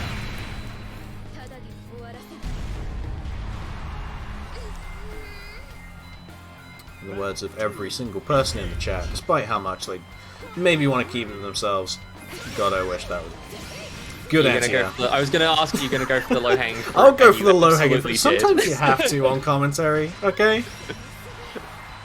Sometimes the low-hanging fruit is the funny. We're really seeing, one of the things we've seen early from Godflash here is really knowing the spacing for the 5U from Dudikoff and being able to catch that as Dudikoff tries to escape the corner, although Dudikoff has been able to reset the neutral a little bit better here and now has a corner of his own, and should be the not kill working here. out now for Godflash. Yeah, and Dudikoff does manage to take this first game here. Believe in victory. Cake truly is the British turf. That might be the nicest thing anyone's ever said to me.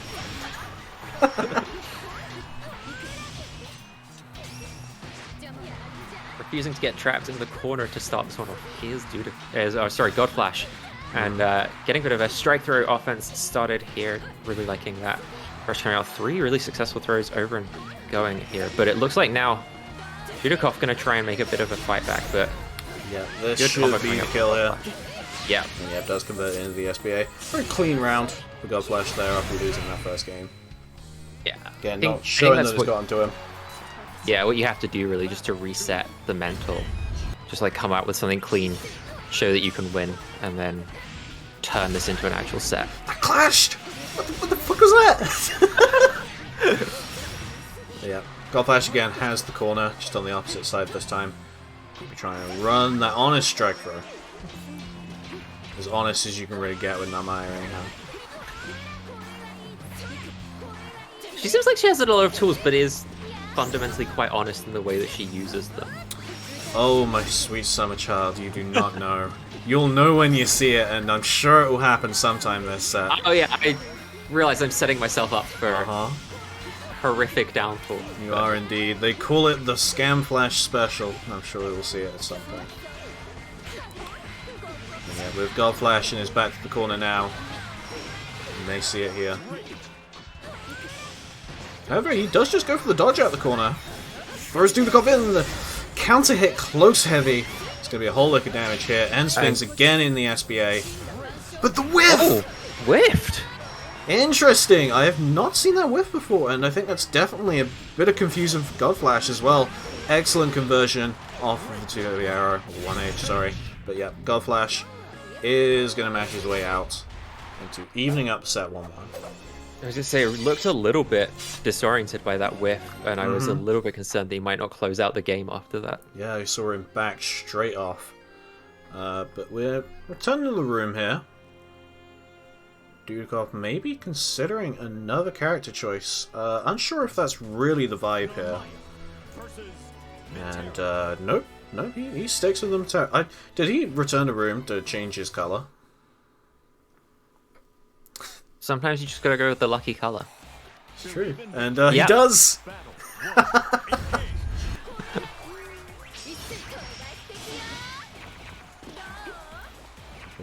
Maybe the color change is sometimes the mental reset that you need, and so far maybe it's looking like it. It's definitely shades of game 1 here from Dudikoff. It really is. However, that's an excellent 2 heavy on the hop.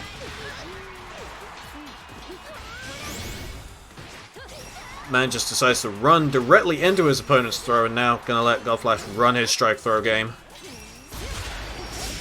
Now Maya always wins clashes. It's one of the character's defining traits in my opinion.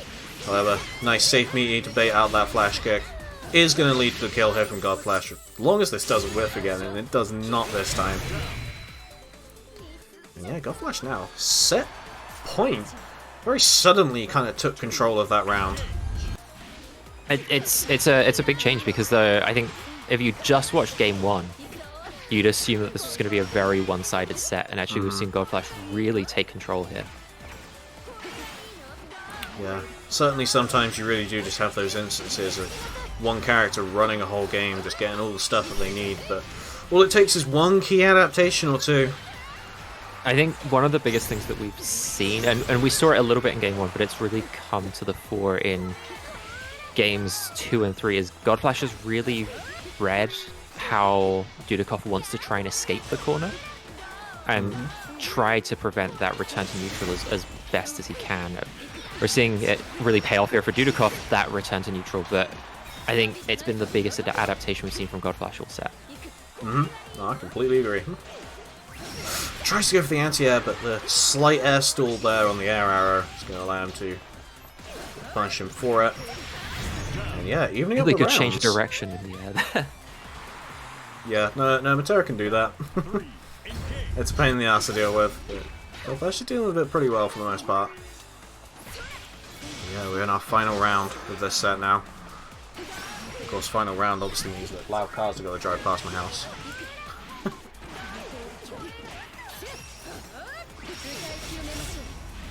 No, we're punished. Excellent air throw. Good air throw. Not allowing him to come out of the corner at all. The Flash wants the rat in the corner. However, the nice use of the EX arrow. Gonna try and get a little bit of space. Still, most of it was back to the ball and excellently placed. Too heavy. Earlier into the super there, so not going to get the kill with it, but I think just getting that lead against Matera is so important. It really is. However, SSBA is on deck, and of course you got to worry about that flash kick as well. Great tech on the throw. However, he's just a throw away from death at this point. Parry, gonna stop the hop in. Chip point is here. Very, very rough to come back against Amaya on chip point. Ooh. Excellent spot dodge on the DP. He's going to need a close, heavy SBA though. Is this going to be enough? Is it enough? I'm sure as hell not calling it.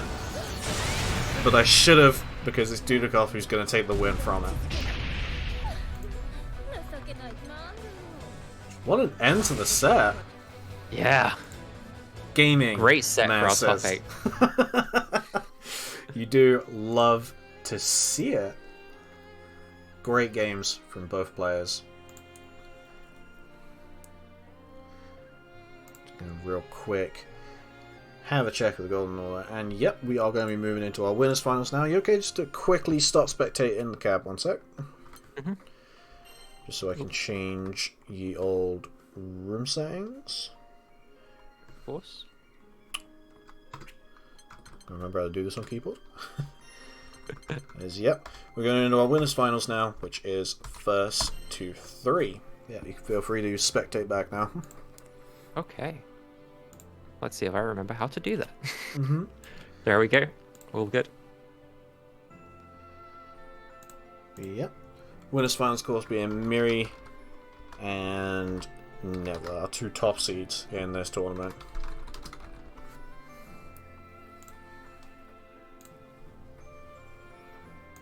They come into the day as top seeds as well. They did. Yeah. I guess to be expected that these are the 2 people we're seeing in winners finals. Yeah, it should be a good-ass time, I think. Interesting thing to see would be what character Miri decides to go with, I think.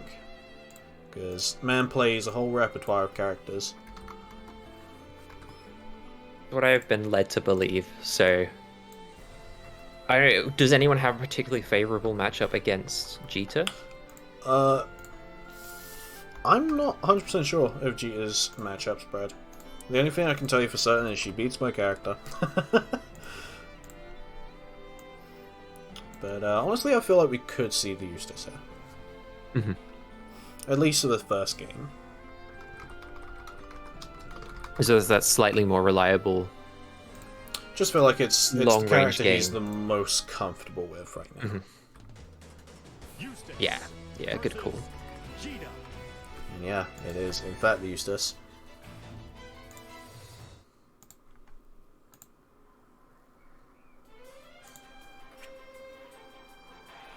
Believe in victory. No intros, we're gonna get right into this. Eager to get started, and yeah, like I thought this was what we were going to see out of Miri here, was just the projectile game to try and prevent Nebula from getting a game and getting that game plan online. Yeah, I do really feel like it's obviously Nebula is at his best when he's in your face, or really kind of just in those range of that far normals. Great anti-air. So he's going to be trying to get into those positions whenever possible. However, of course, running counter to that is really just going to be the zoning clinic from Miri. Well, Miri realizing you can't single hit confirm into a super if you don't get hit. It's true. It's a very important fact. Excellent throw tex. Goes for the mash that time, trying to take back his turn, but he still finds himself in the corner. Block on the overhead. However, does get caught. The close heavy leading directly into the Super Skybound is going to be a whole lot of damage. At the very least, going to even out the health bars. However, Miri himself is also pretty good at these single hit confirms, and now he's got that big blue bar to spend. Yeah. Goes for the spot dodge, however, doesn't matter. H-Track is active, she needs it. And yeah, really Nebula, who takes this first round here. After what was honestly mostly, I want to say, in Miri's favour. Really just shows that you really need to kind of just win maybe twice or 3 times against this character, especially when he's got no defensive options aside from the standard. Because that turnaround on that single hit into SSBA just changed the face of that first round. Really did. And shimmy, gonna whiff a throw out of it again. A single hit, burn punish into that SBA is gonna be enough to take this first game here. Nebula. Very strong showing, as expected. Miri's going to take a moment here. Hard to tell, to be honest, where Miri takes a moment just to kind of collect whether he needs to switch character, maybe to collect himself, or if he's typing in my chat to tell me that I'm making the wrong calls. Miri's starting off a little bit more at that mid-range here this time, rather than what we saw in very first round one was the pure zoning, but now taking a step back and getting caught out of the fireball there. Thrown back into that corner where we've seen never really put in the most work. Yeah, but now let's get a reversal of the situation here, but you've just got to be able to push Gia into that corner. Nice single hit confirm here into the SBA. Useless SBA again, one of those supers that always leads into its full damage when it connects. Ooh. Big anti-air, yep, just going to get that extra hit extension. Wow, but he falls out of the SSBA. I really wasn't sure about that decision to go in, and he didn't get the full punish for it, but... However, yeah. Just trying to go for an Abari option. He'll get mashed out by Jita's superior normals.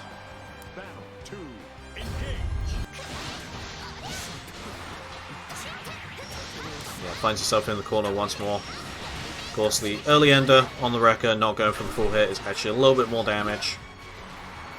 Is that because of scaling? I believe so.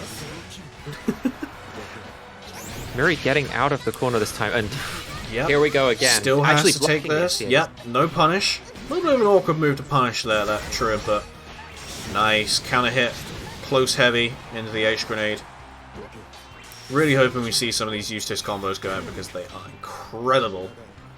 Eustace, high key, probably the sickest character in this game, in my opinion. So. I have to agree, and also just I really like the character design in this game, but Eustace looks too cool to be in this game. Oh my god. That's death. Yep. Miri taking the round back. If all else fails, just beam her in the face.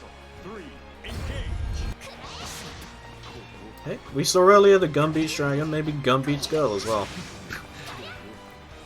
That one will be a lot less surprising.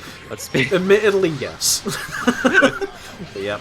Wall bounce there on the final hit of the H-Wrecker. Once again, the she needs it. That striker throws coming out. Yeah. Never as pressure. Capitalizing off of Miri again, trying to press on that pressure. Is going to allow him to get the full crouching confirm here. End swing once again with the SBA. So yeah, 2 games down here. And I'm going to ask, and I'm going to put the pressure on you as the beginner player here, what do you believe the adaptation might have to be for Miri here to kind of ensure that he gets more consistent game plan going? Although, as I'm saying that, he's kind of answering the question for you. I don't know, I feel like we've seen a lot of what Never is looking to do, and trying to react to that pressure a little bit more. Certainly, but also just, I thought Miri looked at his strongest in the very first round when he was playing at that further range. And I kind of want to see him go back to that game plan, a little bit more patience, a little bit more screen control. But I don't know, he seems to be more confident going in than I would be on this character, so... Yeah, he does tend to like to go in sometimes, but of course, you can't always just zone someone in this game. Right. It's always going to have workarounds. And despite zoning obviously being Eustace kind of at his strongest, you've still got to kill them at the end of the day. You right? do. That's the... Lovely little extension grenade. getting setups like the H grenade there and just being able to use their tools a little bit more effectively would be perhaps what I'd be looking for. But it's so hard to say. Never just looks like there's no breaks. And yep, goes in the SBA. And wow, just a clean sweep. Neville here going to find himself a seat winner's side grand finals. And yeah, that was pretty quick, wasn't it? It was very quick, yeah. Never pretty good at the video game, turns out. And yeah, now we'll be going into our losers semis, which I should remind both players, though I'm sure they already know, is a first 2 set, not first of 3. So I'll wait for Zavid just to hop in here, and he has. So we'll get that up and running in just a second.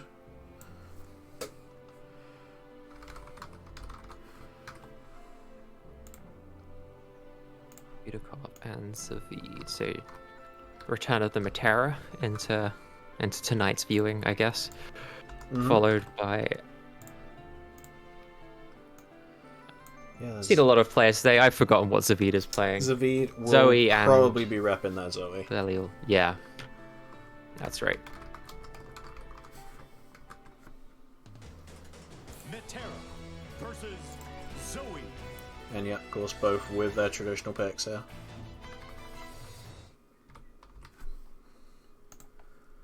As expected.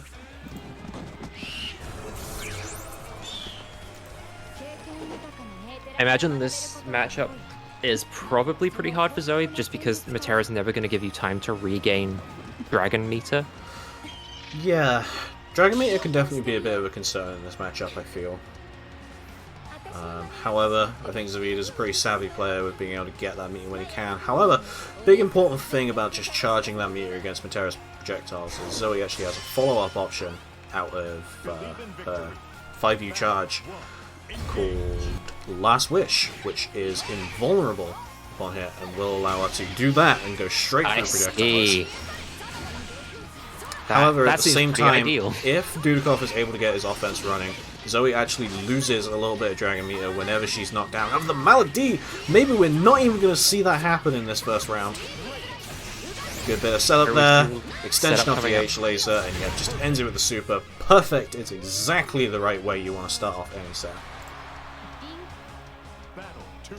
I think after what we've seen of Dudikov as well, just putting him on the back foot is the way to get your advantage in this matchup. Just trying to win the mental game, I suppose, of saying, hey, I'm not going to sit here and let you fire arrows across the screen at me. I'm going to force you into the corner and make you have to make the hard decisions.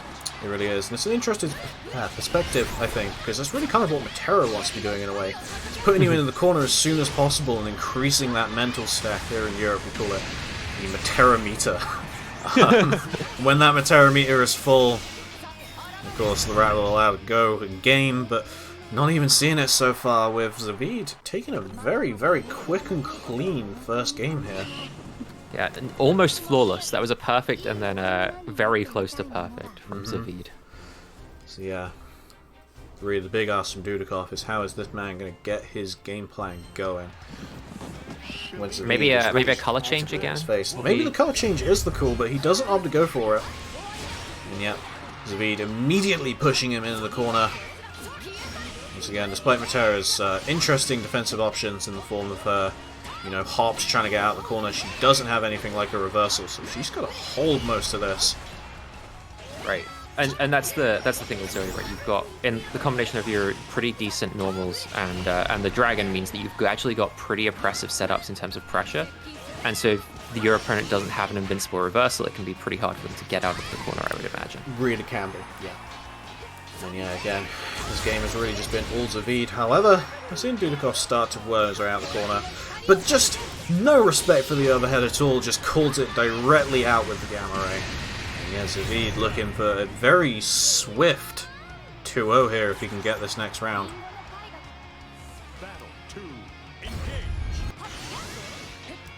Once again with the straight in there, although Dudikov actually getting some space here for the first time, I think, all round really, and now It's Dudakov's corner to work with, and we've not seen that yet in this entire match. Yeah, we really haven't. However, Zavid is pretty actively working his way back out. And now reversing the situation.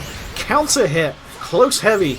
Well recognized. Just let him get that M Dragon follow up. So much damage. However, the throw extension here, again, just into the close heavy. Mate, we just saw Dudakov any percent. Holy shit. Utterly unfazed there. It was Zavid. Losers semis was but a stepping stone to Zavid, who really just wanted to find that position in losers finals, where he will now be playing Miri, who is the man who sent him down the losers to begin with. And of course, now that we're back in finals, just want to mention it is back to first of three. But yeah, go ahead, sorry. I was just saying, a tough ask to go up against Miri. That's your prize here, is you get to play against Miri. You get the run back, which is definitely going to be interesting to see what the adaptation is going to be here now from Zavid, to see if he can get a better performance. Gonna give it a moment, just right ping Miri. He's probably already on his way here.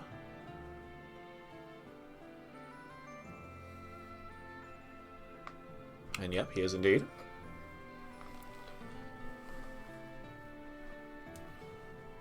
But yeah, runbacks like these are always pretty interesting to watch.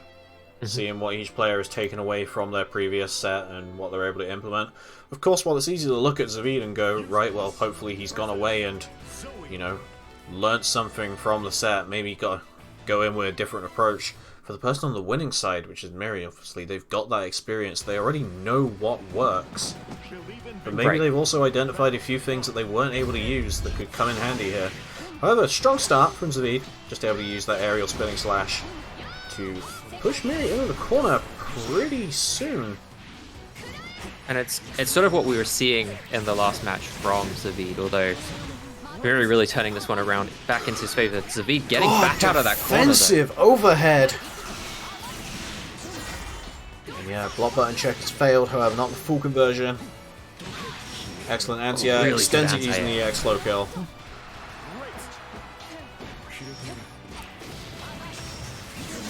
Yep, just sits there and holds, does not want to try and contest that charge projectile as Eustace's only wall bounce option. And yeah, takes the first round here. Definitely what you want to see. Kind of moving into this run back set.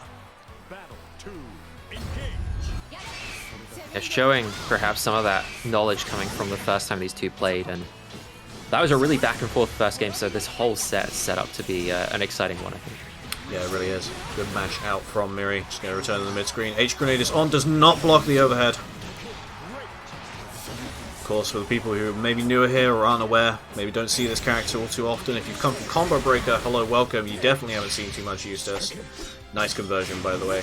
Heavy Grenade is an interesting tool for Eustace to use, because it doesn't do any direct damage, instead it sticks to your opponent. But options such as hitting an overhead or a grab, or I believe it's JU as well, cause the grenade to explode, which allow him all these different follow-ups that he can't normally do.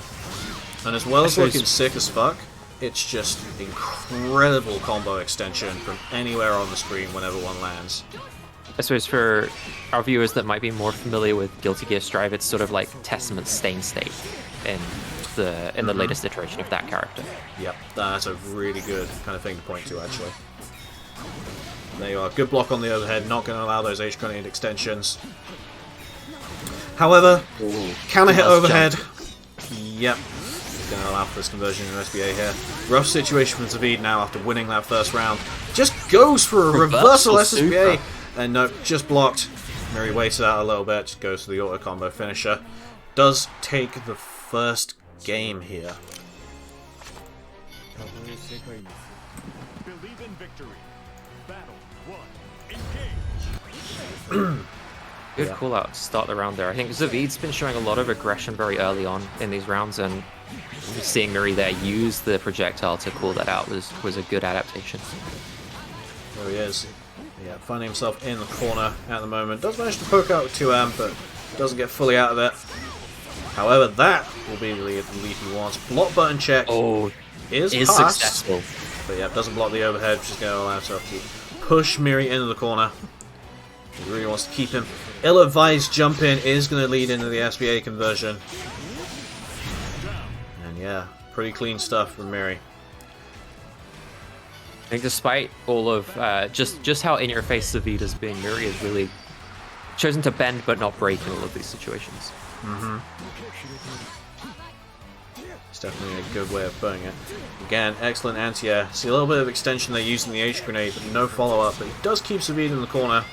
Good sweep out to check the command dash. Ooh. Doesn't get anything from the overhead, and now being pushed out of the corner. Good use of the projectiles there from Miri to buy some time. But what's he going to do with it? Unblockable! Using the extension just allowing him to stall Zavid in the air and block stun there. Check it with a normal, convert into SBA. Very smooth stuff. And yeah, Zavid, despite the strong start to the set, looking down the barrel of a 3-0. I think Miri's just looked really collected this whole match. He really has been. It's very difficult to face Miri, I feel.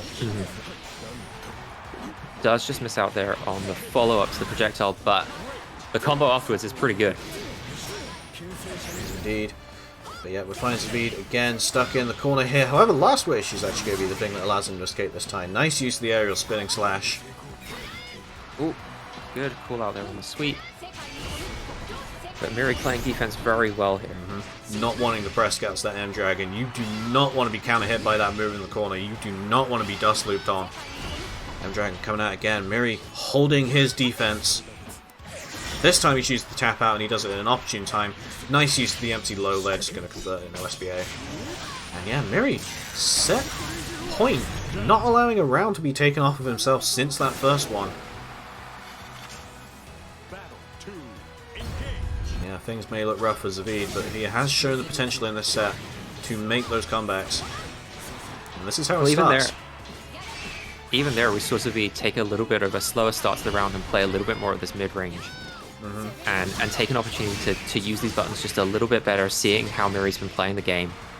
And actually getting much more comfy in this round. Yep.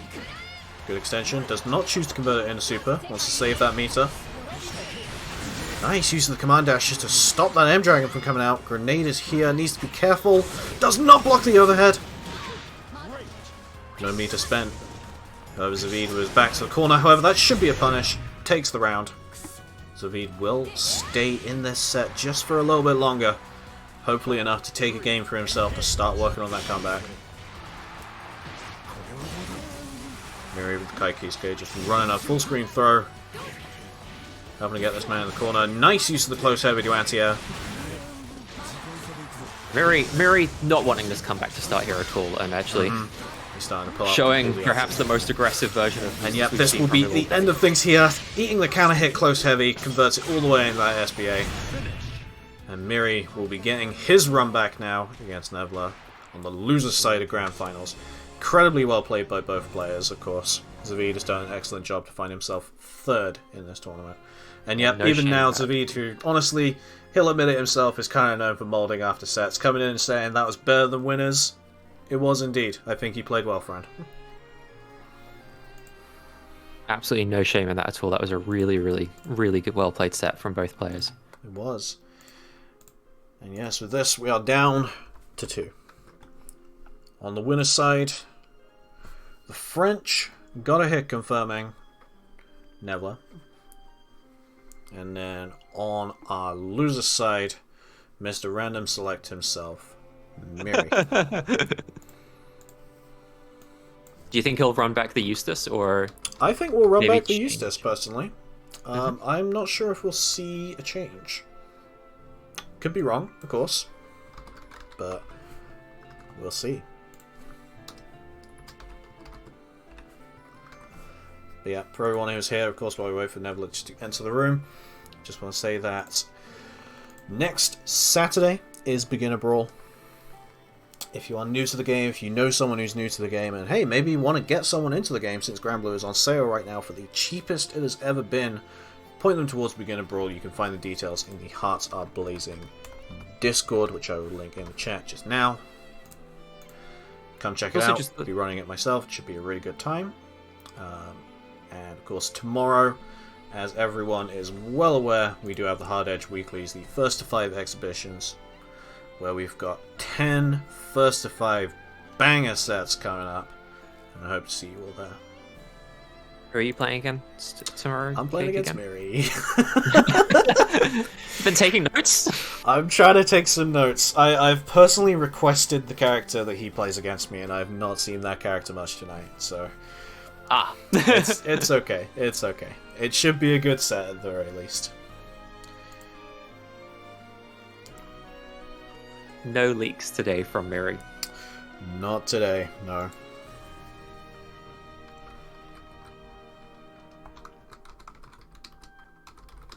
Okay. Assuming Neville is on his way, but I'm just going to give him a quick ping just in case. But yeah, grand finals time, of course. For the people who are new to tournaments in general, you haven't seen the grand finals. Since Miri is on the loser's side, he actually needs to win 2 sets versus Neville, who only needs to win 1 against him if he wants to win the tournament from winner's side. So, it's of course a hard ask on Miri's side to not only win a set against the person who 3-0'd you into losers, but to win 2 back-to-back. Yep. You lose against them, you fight your way back here, and then they're just waiting for you here again, and gotta beat them twice in a row. Mm-hmm. It's definitely a bit of an ask, but yeah. You got bullied on the playground, and you come back into school the next day, and they're just waiting for you. It is, it's the run back. However, we are sticking with the Eustace for the run back. Sapphire Dance Week 24 Grand Finals. Miri on the loser's side, Never on the winner's side. We'll begin. Believe in victory. Battle 1. Engage. There we go. It's So boss fight time. Hell to start off this set. It's Miri, contrary to the entirety of the last set, actually getting his advantage, pushing Nether into the corner around start. However, with so much room, it's so easy for him to escape, but he does not want to let him. H grenade is in place. He uses the extra bit of block stun and keep him in the corner as much as he can.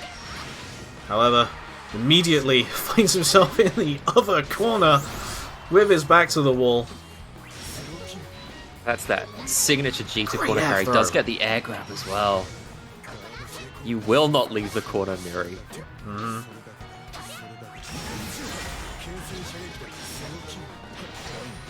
Nice use of the low off the command dash. Obviously a bit of a risky option, but does come in handy when you want to check someone's ankles. Charge projectile going straight through the grenade, and yeah, there's that risk again and getting punished, but not enough for him to confirm into anything, uncharacteristically. And Miri taking the first round. We could be in for a full set here if Miri keeps this up. Really could be. Oh, Tries to good press opening against up that there with the wrecker wrecker. early. Yep, just delays it a tiny bit, making it into that frame trap. I was missed on the overhead. Trying to get as many overheads out as you can. Maybe trying to look for that early Malady damage. Excellent whiff punish. Jay useless, unfortunately, putting him in that position. Miri just patiently looking for a way out. Does use the projectile to buy a little bit of space. And, space he has, Single but hit there's the confirmed. the never classic. It really is at this point. And yeah, just massive true input SBA damage. Not quite enough! But yeah, throw is going to seal things, tying up the rounds with an incredible health lead. Battle 3. Engage. Yeah, never. Just doing it again.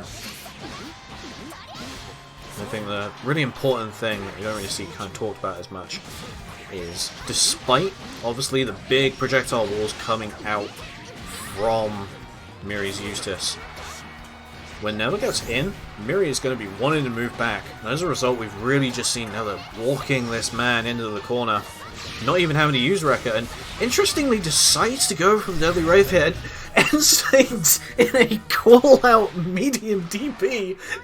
That was That's dirty. disgusting. Wow! And yeah. first game really with a message. Was on chip, of course it is a good point. Does not stop it from being hype as fuck. Never came to play today. Really has. Miri has not been making it easy, and Never is just showing up and playing at the kind of stand we've seen all day. Although great escape there from Oh, Miri on excellent the shimmy. Gonna lead into the kill off of this. Do want to say, I've seen Shimmy catch this man out a few times now. Maybe that's the wave. Maybe it's the way to go now for Miri. It's such a small thing though to continually remember, even to go to it as an option might be the tricky part there. Of course. Eustace having a little bit of that slower walk speed does make those shimmies a tiny bit more difficult than say on a character like Seox or Lance. However, he's certainly been able to put him into good use at the moment. Cannot spot dodge that wrecker, it will catch you on a clash. However, it's now Miri who's on the receiving end of the shimmy. Gonna keep him in the corner.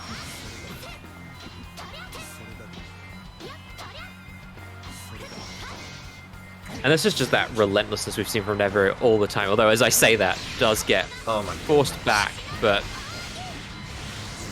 Single hit confirm again. Really Does just it kind of even been need the name of the whole bracket.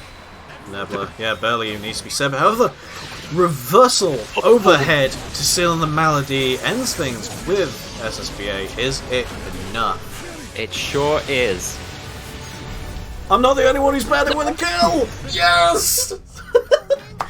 I got baited by the music!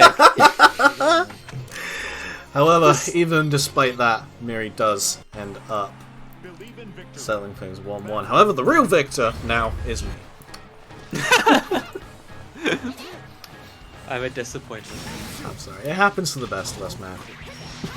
The soundtrack changes normally when you're gonna kill with your SSBA. The soundtrack changes if it's loss or a winning round for you.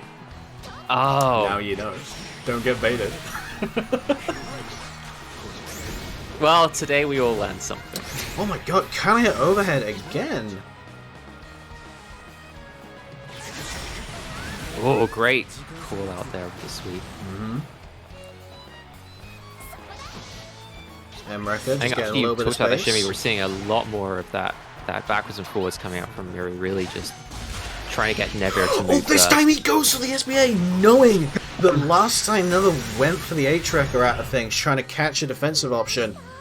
Just goes in all offense, and it's definitely the thing that's going to work out. These are the kind of high commitment decisions that I feel you really need sometimes in these high level games. And having the confidence to do that when you've already lost to this opponent is something special. It really is. Yeah, having the confidence for it, having the reactions to know that is the thing you need to be going for in this situation. Great mash out, not going to allow them to overhead this man. However, an overhead on his side with the H grenade going to help push him into the corner with a little bit of extended damage to boot. So, trying to just get Never to whiff a button. Jumping blocked but not punished. Block on the overhead. And there we go, Wrecker coming out. H-Wrecker good from there. And here's that corner pressure that Never has been so successful with all. Yeah. There was earlier about a comment on Miri having quite the health lead, however it's kind of just dissipated just with that one Wrecker confirm. And now he's in SVA range. Nice empty command dash, trying to bait out an option. Blocks the overhead. Oh, and nice little light Gatling into the SVA. And now, for the first time in this bracket, Miri finds himself up. We're one match away from reset from Miri. We are, yeah. Impressive work from Miri. Incredible. Now, of course, we've got to say the obvious thing, preemptively, and that is, despite most people having kind of like very negative opinions on, you know, Eustace, with the right player, the right mindset, you can do anything with it. And that goes for pretty much every character in this game, right? Despite, as with any game, there are better and worse characters. It feels like there's relatively good balance amongst the whole cast.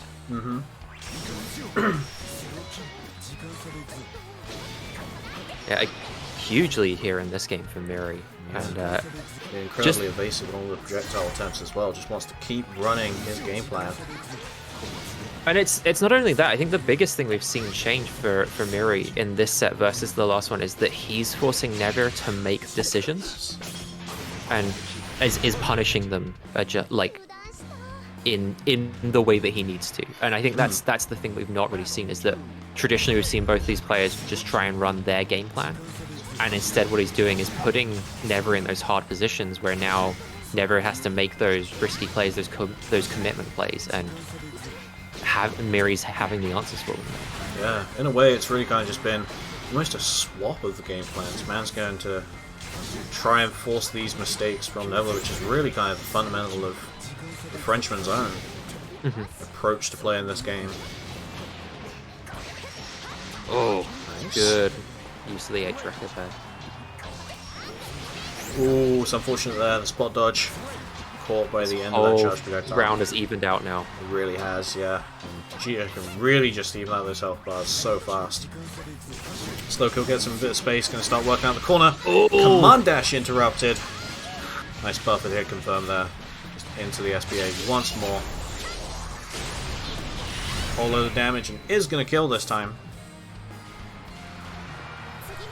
Evening up the rounds. Neville does not want this bracket reset. Doesn't want to have to play any more against this this new and improved game plan from Miri. Yeah, we're seeing a bit more patience come out now from the Gita player here. Trying to stay in close. Just use the invincible back option from Miri, just to get a bit more space where he needs to. However, medium wrecker is going to be the thing that pushes him into the corner this time. Throw fully settling him in there. And now we're back to where Never has shown himself to be most comfortable, but getting beaten out, and now with the H grenade on, that's going to be a really nice conversion. His combos are so nice. The Mallet D once more! Going to allow for an extra extension of damage. And again, things looking dire on the health front now for Neville, but he's shown he can reverse all these situations before. Oh, good grab. Yeah, takes the throw. Just throw away from death here now. Chip damage is going to be on the cards pretty soon, but the throw is going to allow Miri to reset the bracket. And this is how it all starts. Not to take anything away from just how well Miri played, but he does have to do it all over again. He does have to do it again. It's the big ask. But yeah, both players just taking a moment here.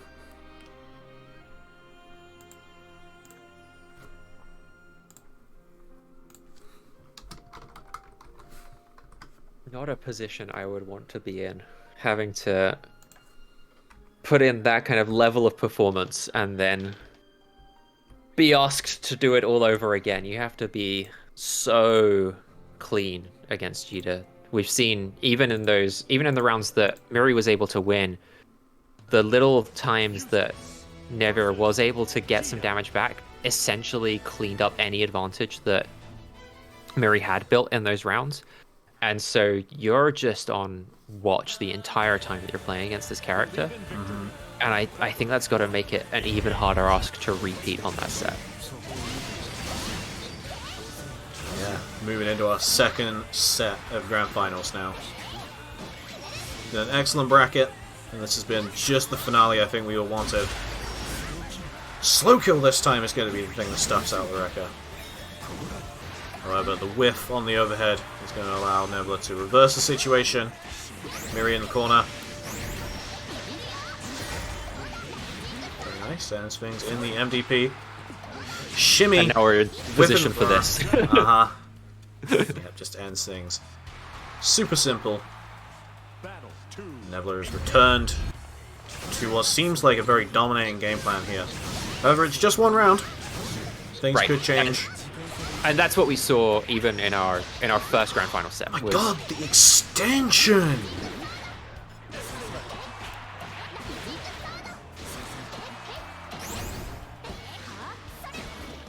Just a little bit of charge there on that 5U. Seeing it used a little bit more often. Once again, slow kill is going to be the thing that allows Miri to start pushing his way out the corner. Finds himself back in the mid-screen where I feel like he's definitely kind of very comfortable at this point. However, just raw M-Wrecker. A little bit more damage there. Here comes Is the the super. SBA going to catch that? It is! Nice reaction there from Miri, but still a lead for Nevir, and anytime that Jita's not dead feels like she can mount a comeback. Really, really is. The overhead going over the 2M. Evening things up on the rounds here.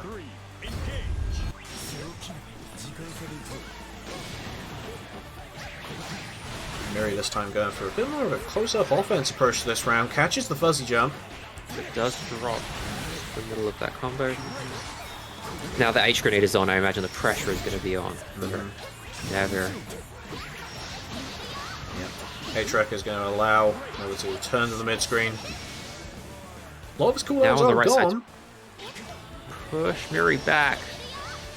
H-Wrecker back up again, but getting punished here by the SBA. Excellent little single tap into that just to confirm there's definitely going to be hitting. And yeah, you cannot spot dodge on Wake Up when that is there. Excellent use of that M grenade. That Miri, was such a sick setup. yeah, taking the first game of this Grand Finals reset.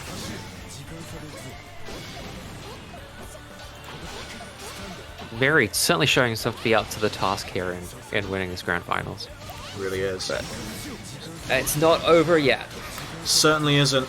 Could really just go either way with these two. See a lot of projectile coming out from both characters at this point. Great However, with dodge the through. EX Flamex Thunder gone, his main projectile source is also departing. Oh, H-Wrecker pushes right into the corner. Now they're in a really good position now. Good little bit of stagger pressure, going to win things in the throw. Second throw. Third throw? Not quite, goes to the close heavy, H maybe grenade. attempting to see the same. And yep, H grenade is going to allow for an excellent extension off of this. However, he goes to the wrong route, doesn't matter, ends things with the throw. Battle 2. Hey, could have just been a setup. Who am I to know?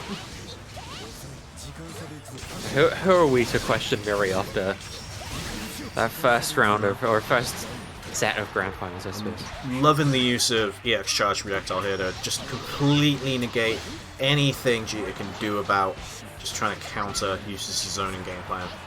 And whenever it happens, whenever it pierces through, we immediately see Miri just run down Nevla. Now in a Yeah, really tough it is a spot. tough spot, and yeah, Neville's going to be the one who finds the victory in the round out of it. Again, all it takes is 2 or 3 interactions.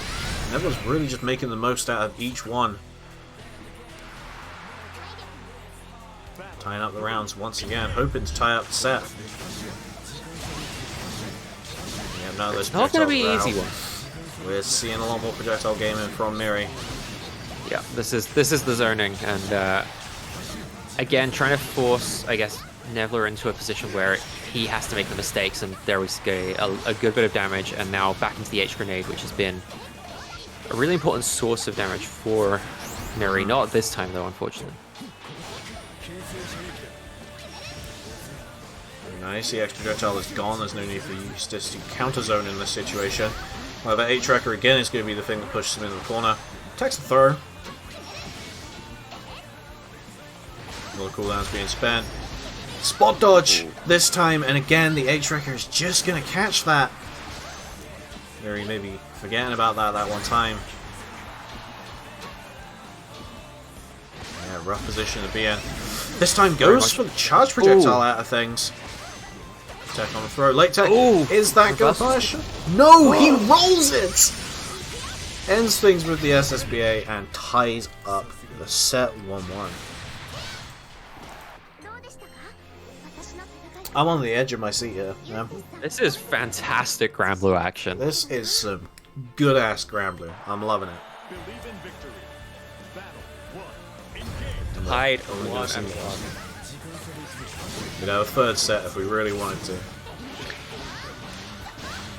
Nella starting things off here on the front foot. However, Miri does not give a shit. Will just continue to press when he wants to. We'll get an extension off of this. No, unfortunately drops. H grenade not going to save his bacon this time.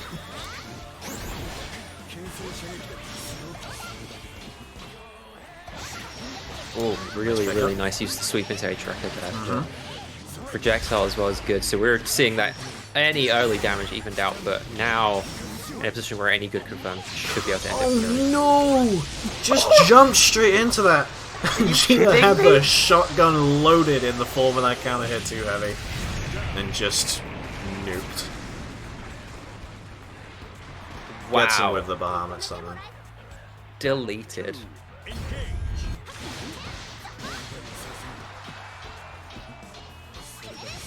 But man, the SSBA is like pretty good and everything, but at least it doesn't function like the gacha. With the amount this man's been putting out his charge attacks, I would not want that shit buff from him landing an SSBA.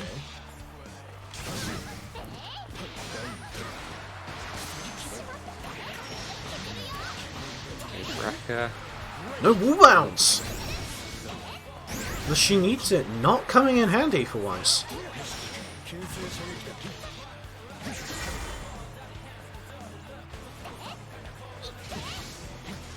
Just really trying to get Never to commit something, but instead does get caught out there by the Wrecker again, and that corner combo is good for Nevler. This is the kind of position where we've seen him just close out rounds on people before. Is slowly starting to lose this positional advantage here, and is now down in the health war as well, and just the nice little tap converts it into SBA, tying up the rounds once again. We're going blow for blow with these two. It gets to that point with both of them where they're so good at those little confirms into their SBA that you just can't slip up when you're at low health as either of these characters.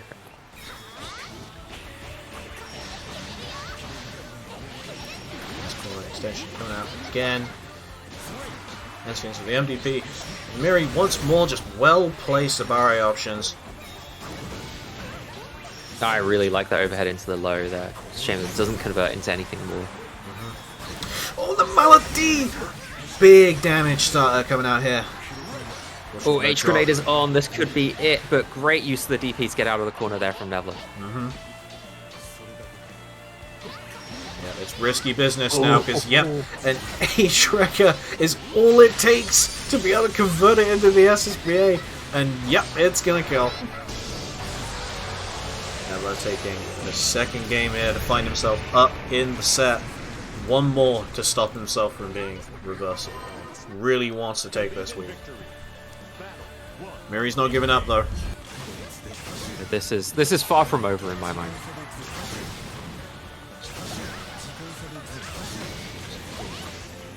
Seeing Miri return to that Zona game plan, but straight in comes Nevler, and it looks like we're heading back to that corner where Nevler has wanted to keep Miri this entire set.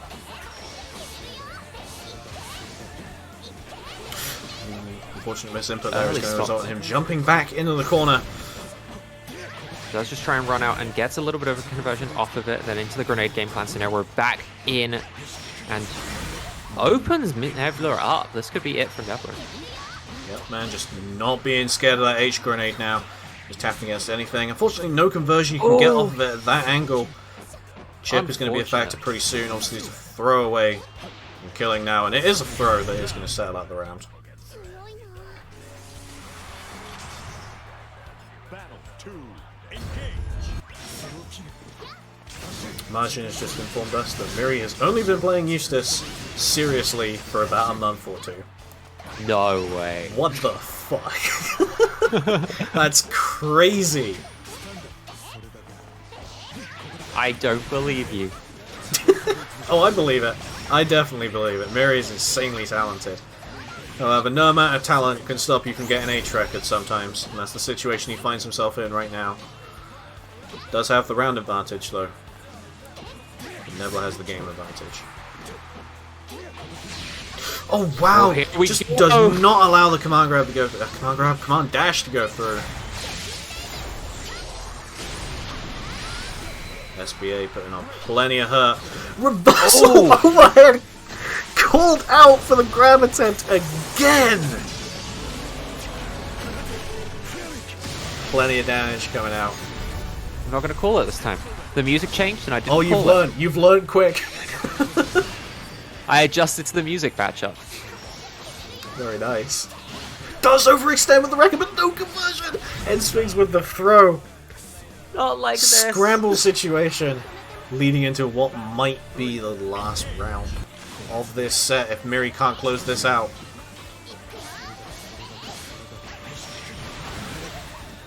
Good stuff, just going to keep it in the mid-screen. H-Grenade is on, but just Hasn't quickly really it's off. done a lot in recent rounds for Miri, though. Definitely hasn't. I think Never's been very aware of it, and it's just been pulling out the correct options against it. Been one of those Oh, smaller Melody! adjustments. Oh my god! H-Wrecker, H-Fireball, Dragon Punch. So much damage from Cheetah. Good tech on the throw, just mashes straight out, gets the command dash extension. Allow him to return to the mid-screen. H-Grenade is here. Soon it won't be, and it is now gone. Risky jumping doesn't get anti-air that time. Throw is good, and now we're really on that threshold of lethal for Nevler. Any Really confirm scary. looks like Single confirm is going to end things, and I don't see him dropping this. Just ends things with the SBA. And with that, after 2 incredible sets, Nevler will be your Sapphire Dance Week 24 champion. Good fucking games. That was incredible. Both of them. that was such a good grand finals. That was- I feel privileged to be here this evening to Same. watch that. Genuinely excellent. So yeah, with that, obviously settles the results for this tournament. First place, of course, being Nevler, who's done an amazing job. And followed by Miri, Zavid, and our 4th place going to Dudukov. Thank you very much, everyone, for coming along today. It has been excellent. I've absolutely loved commentating this. Originally wasn't going to commentate today. I was going to focus on, you know, sorting out scoreboards, sorting out the TO and everything, but God, I'm glad it worked out this way, because I would not have wanted to miss a set like that. Yeah. Did a fantastic job as well, keeping it all together, even if Somehow. certain members of your community were trying to sabotage you. Uh-huh. Does happen sometimes, but it's how it is. Of course, thank you to first-time Grand Blue commentator, Haunting, for joining me today. I've loved having you here, man. It's been great. Thank you for having me along. It was super fun. Yeah. Reminder, of course, everyone who made Top 8 today, send a custom Top 8 image to Socky, because he'll put together something for you. Always a treat seeing the Top 8 graphics after these tournaments, so make sure you send in something special if you get the chance. And yeah, with that, we will close things out for today. Thank you very much, everyone, for coming along. I am Katakoi. I'm joined by Haunting. And thank you very much, everyone, for being here. Is there anyone streaming Grand Blue the raid right now? Let's see.